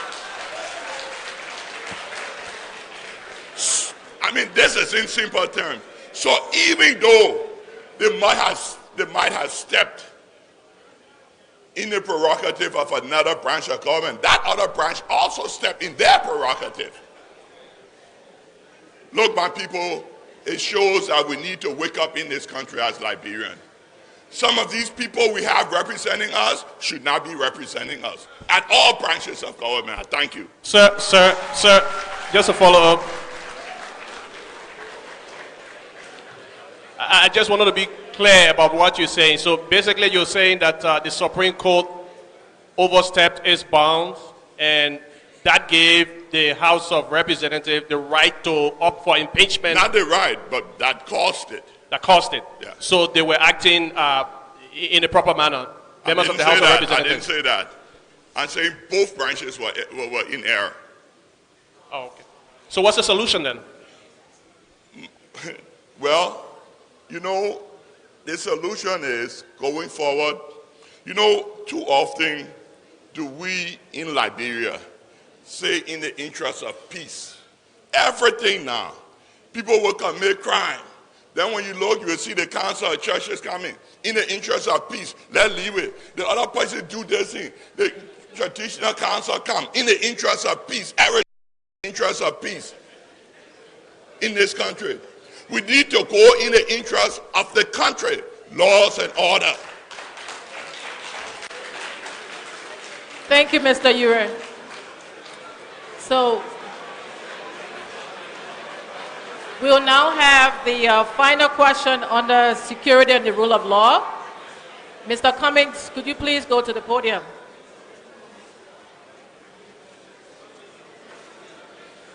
Okay. And the question is, what specific plans do you have to protect women and girls from sexual violence, considering that many of the perpetrators of sex crimes do not serve a day in jail, and most victims rarely get justice?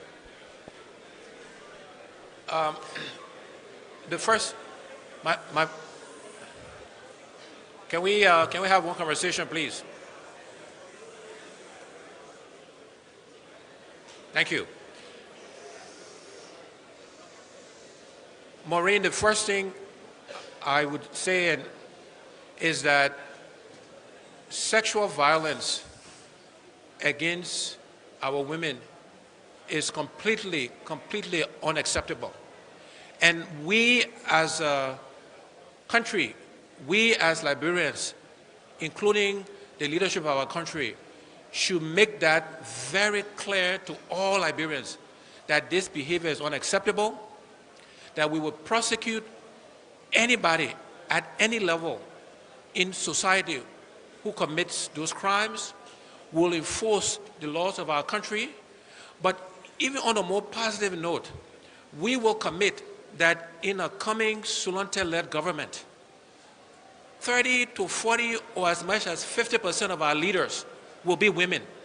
Because when you have women at the table, when you have women at the seat of government, they will influence the interpretations of the law, the execution of the law, and they will make sure, because they are victims, that they hold us accountable to enforcing the laws of our country.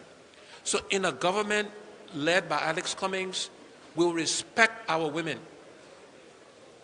We will give them the proper place at the table, but most importantly, we will enforce the laws of the land and prosecute anybody who violates somebody of the opposite sex.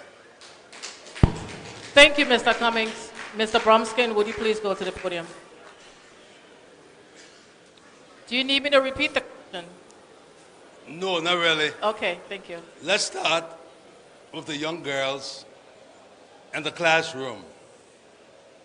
It's become prevalent in this country where young girls are taken advantage of by school teachers and professors. A Bromskin-led government will criminalize such action, whether or not the student is of age to give consent.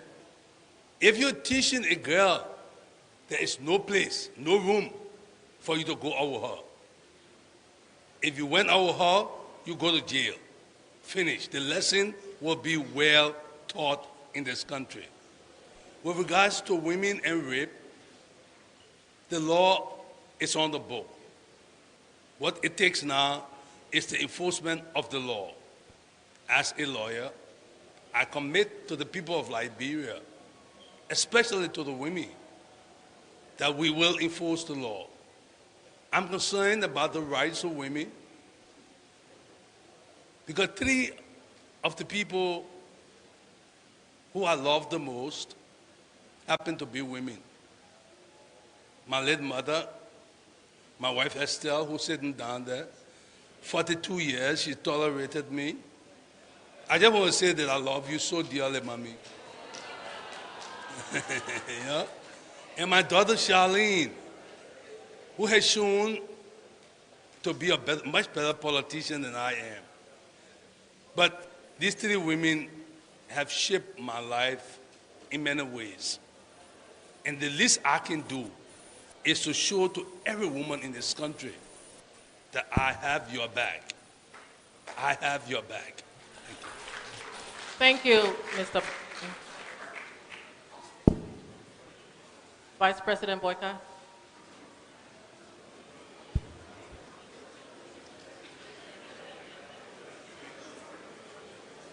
Do you need me to repeat the question, sir? Please. What specific plans do you have to protect women and girls from sexual violence, considering that many of the perpetrators who commit these crimes don't serve a day in jail, and most victims rarely get justice in our system? I've had the opportunity to talk with the judges of the court that have the responsibility to fight those. They have their problems, and I'm telling you the same thing about unresolved crime. I've said of the police quite often that the badges that the police wear are not hunting license. We also in government have to know, and I've said it often, even at cabinet, that we probably have a government, sometimes we pretend to pay and the people pretend to work. It must be people that are trained, people that are honest and love this country to administer security. I agree with my counterpart who say nobody should be protected. The dignity of our women must be protected. I have worked with women in many, many categories. But the court are flooded with these cases that people cannot prove. And once you can prove those cases, you might have somebody behind the bar who is innocent. So we must be able to have people both at the court, the police who have the information to be able to make sure that those that committed a crime are the right people behind the bar. The other thing is also to improve the dignity of our girls by helping to give them education and something to do, because people's protection must start with themselves too. If they know what to do to protect themselves, and they know where to be at a certain point in time. I'm not saying that some of them are violated but it works hand in hand. The law enforcement side, the court side, so that you make sure that those that are apprehended are prosecuted, but they too must know that somebody is not going to say this person did it, because all of us must be protected. Thank you.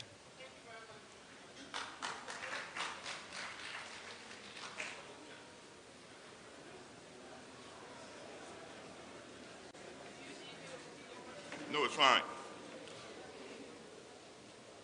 I am not a believer in reverse discrimination. So I want to mention here that also men are also raped, sexually harassed, and molested in Liberia. So we must open it all up and not only limit it to female.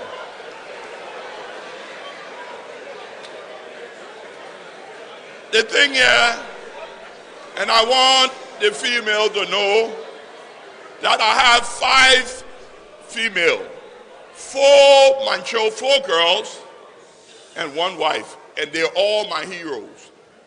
I love them from the bottom of my heart to the rest of my body. But I know them. They also believe in justice. Justice delayed and justice denied, we must never tolerate in this country. Go to the central prison. People there live like animals. If any mother goes to that prison, she will weep. She will weep. My people, it's beyond imagination. And we must fix it. We must fix it. We must, first of all, create legislation that will ensure that there is a fast-track court for rape. What we have now is not functional. You got people running around in air-conditioned cars and making noise, justifying their salaries. Departments in the Ministry of Justice and other institutions, some of them financed by the international community. Let's take all this money and put it in a fast-track court on rape, where people can go and get justice. In addition to that, the department in the police that is involved in that, we need to get trained personnel to handle it, because no one wants to see their child or their relative being raped, whether it's a man or woman. It is bad. And a civilized society will frown on it. And I expect that Liberia, and I know that Liberia frowns on it. But we must put the resources toward the right thing. And I believe a fast-track court exclusively for rape will go a long way in solving that problem. Thank you. Thank you, Mr. Ure. We now move to the next sector, under peace and reconciliation. And we ask Councillor Bromston to move to the podium, please. Are you ready, sir? The findings of the recommendations of the Truth and Reconciliation Commission have been lingering for about 8 years now. Do you have any suggestions for implementing those recommendations? And how?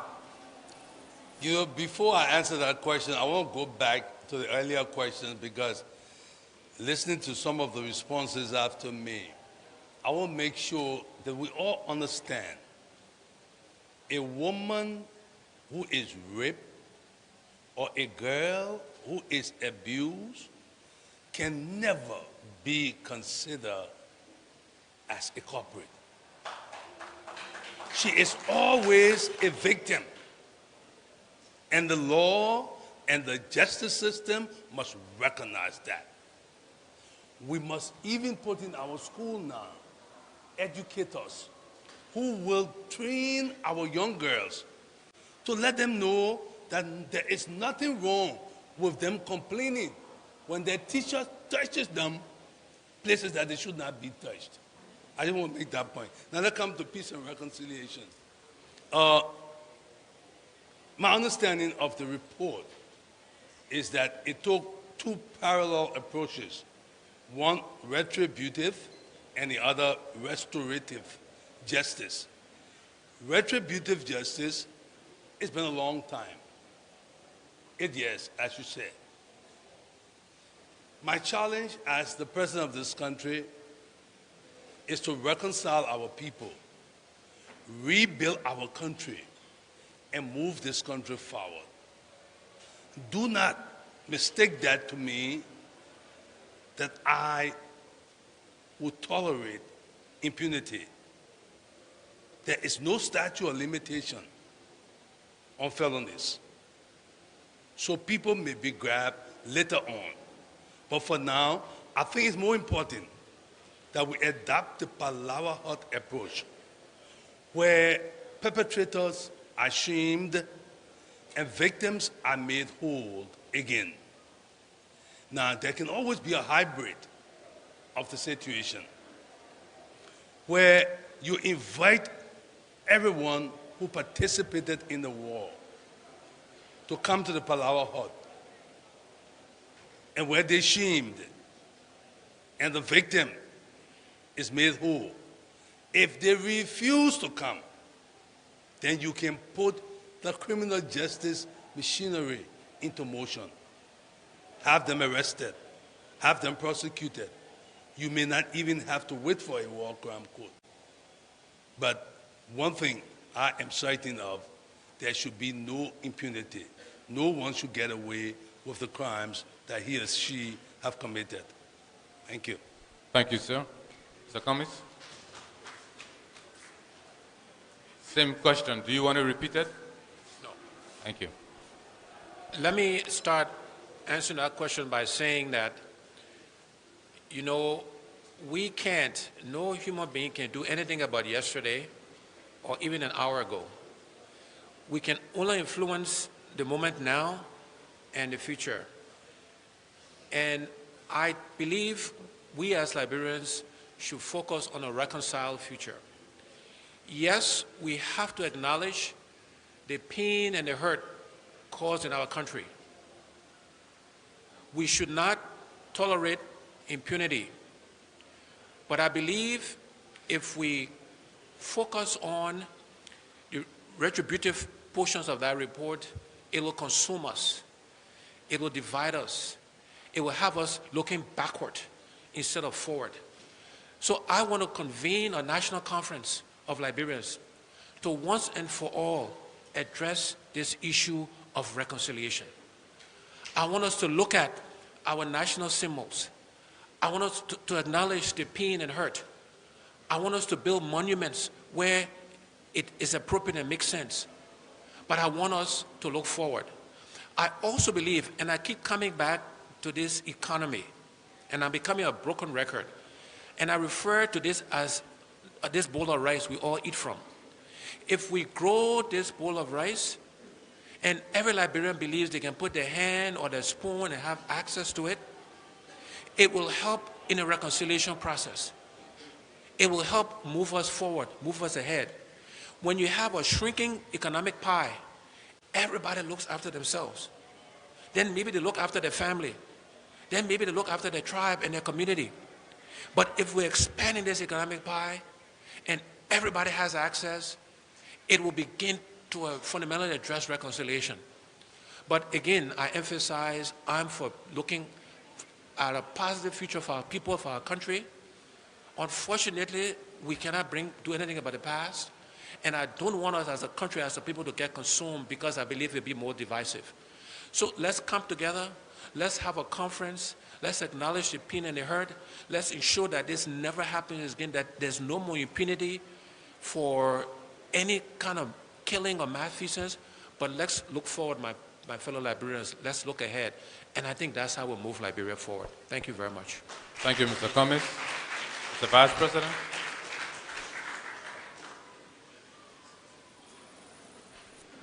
Do you want a question repeated, sir? You know, the Liberians are peaceful people. And all of us know the dividend that peace paid over the years.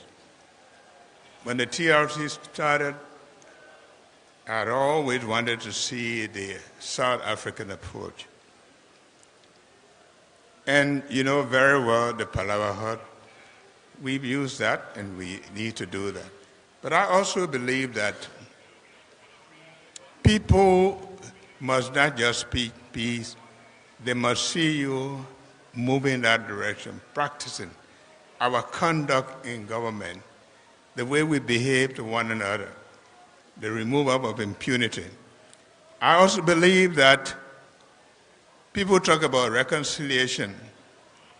I have a stronger belief that once we open up our country, we create jobs, people move freely, you don't have to be putting people under the power. It's good, but you demonstrate that, give the people opportunity, let them move out, let them build the economy, let them see that their lives, that they are part of the rebuilding of this country.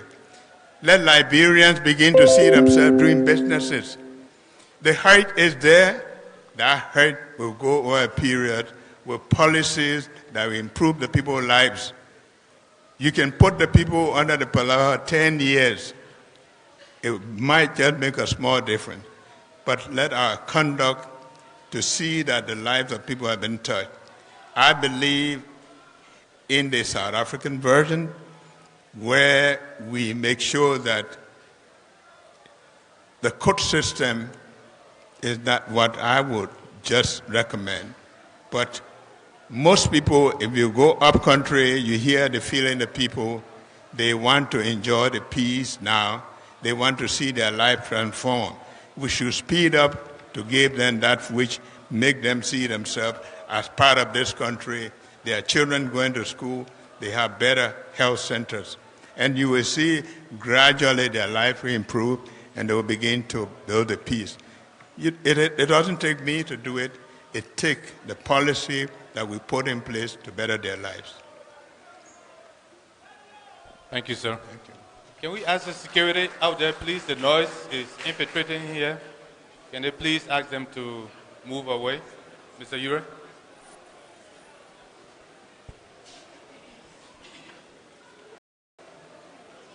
Same question.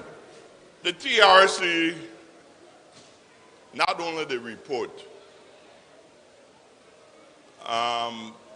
but the whole process continues to hunt us as a people.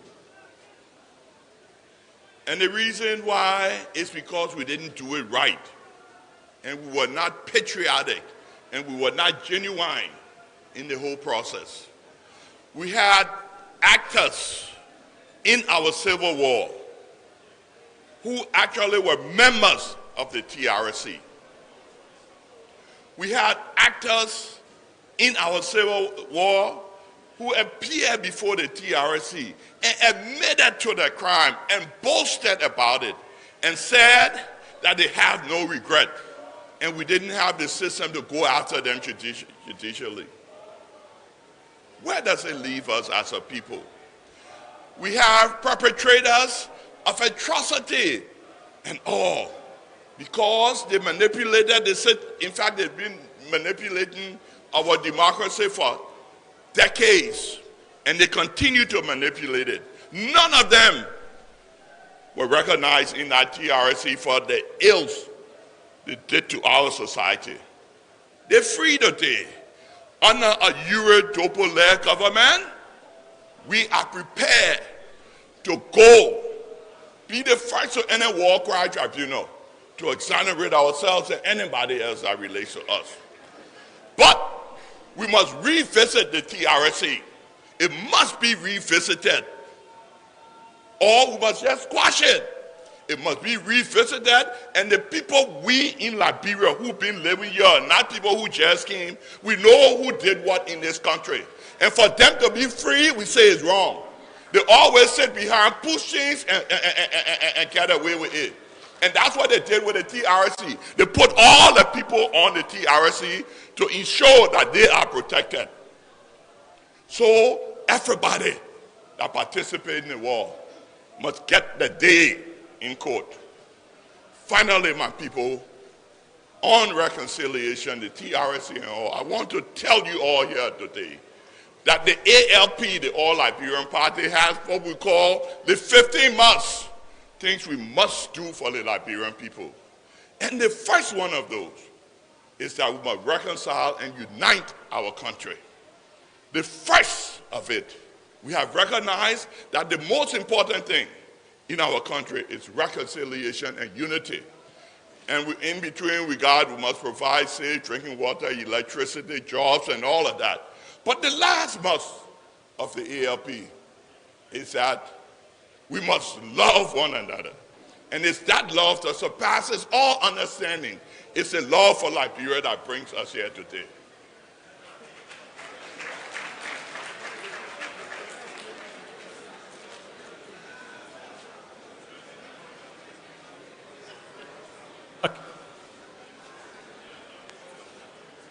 The last question on peace and reconciliation, and we begin with Mr. Cummings.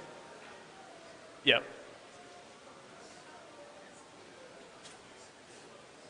Reese, during the Civil War, we lost thousands because of ethnicity. We thought we had moved past that during the post-conflict era. But during these campaigns, the old Congo native divide was reignited. There have even been advocacy for the declaration of Liberia as a Christian state. Will you clearly condemn tribal and religious bigotry? What are your plans to heal the divide that could threaten the peace that we currently enjoy? Thank you, Boykai. You know, I would say it's been very disappointing to hear Liberians advocate this divisiveness, this divisive politics. I say to my fellow Liberians that joblessness, hunger, lack of healthcare facilities does not distinguish between Grebo, Gio, Kru, Konga. It affects all Liberians. I want to be president of all Liberians. I want to be president of Christian Liberians. I want to be president of Muslim Liberians. I want to be president of Liberians who practice their local religion. We should all deplore, given our recent history, anybody who propounds, who proposes that we think about ourselves along these divisive lines. But I say to you again, the fundamental way that we get at solving that issue is not only should we take on people who propose it, but if we're growing this bowl of rice, if we're growing this national economy, if people have jobs, if people can feed themselves, they will care less about the differences. And we can focus more on our commonality as a people, as a country. We can work better together if all of our stomachs are full, as opposed to only a few people who go to bed with their stomach full every night. But I say unequivocally that it's extremely disheartening, extremely disappointing for those people who advocate this point of view. We as leaders should be talking about bringing ourselves together. We as leaders should be looking for solutions for all Liberians, not for any one group of Liberians. And shame on those who advocate that point of view. And we all, and I hope all my colleagues here, are advocating to be president of all Liberians and not of any one sector, religion, tribe, but of all Liberians. And this is what a coming Lrtn-led administration will advocate on behalf of our people. Thank you.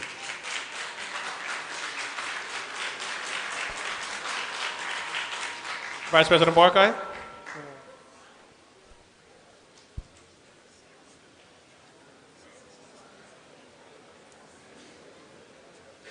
I think you listen to the jingle, it tells you how I feel. I don't feel to anybody, so it doesn't matter who you are. We want all Liberians with equal opportunity to contest for positions in government and elsewhere. And so I do not preach tribalism. I have gone to school with every one of these people. We all live together. So for me, tribalism is not part of my blood. And I have friends from all over. You talk about the issue of tribalism being preached. For us, we have already committed ourselves to an inclusive government, an inclusive approach to all issues that have to do with Liberia, because I don't believe in a divide and rule. Now, over the period, you've listened to statements from people.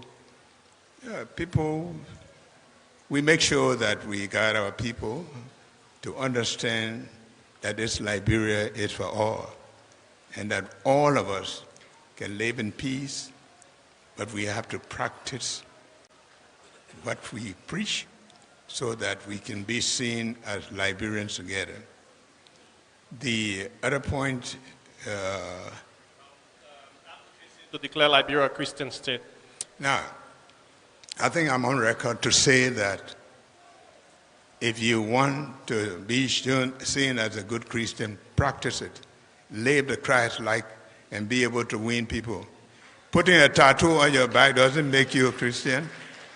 We want people to demonstrate. I like to see the Christian living a life in government, in what they do, that will attract other people to say that religion is good. Let me be with it. It's not going to tattoo yourself. So I don't believe in a country calling itself particularly a Christian state. Live the Christian life as Jesus lived to inspire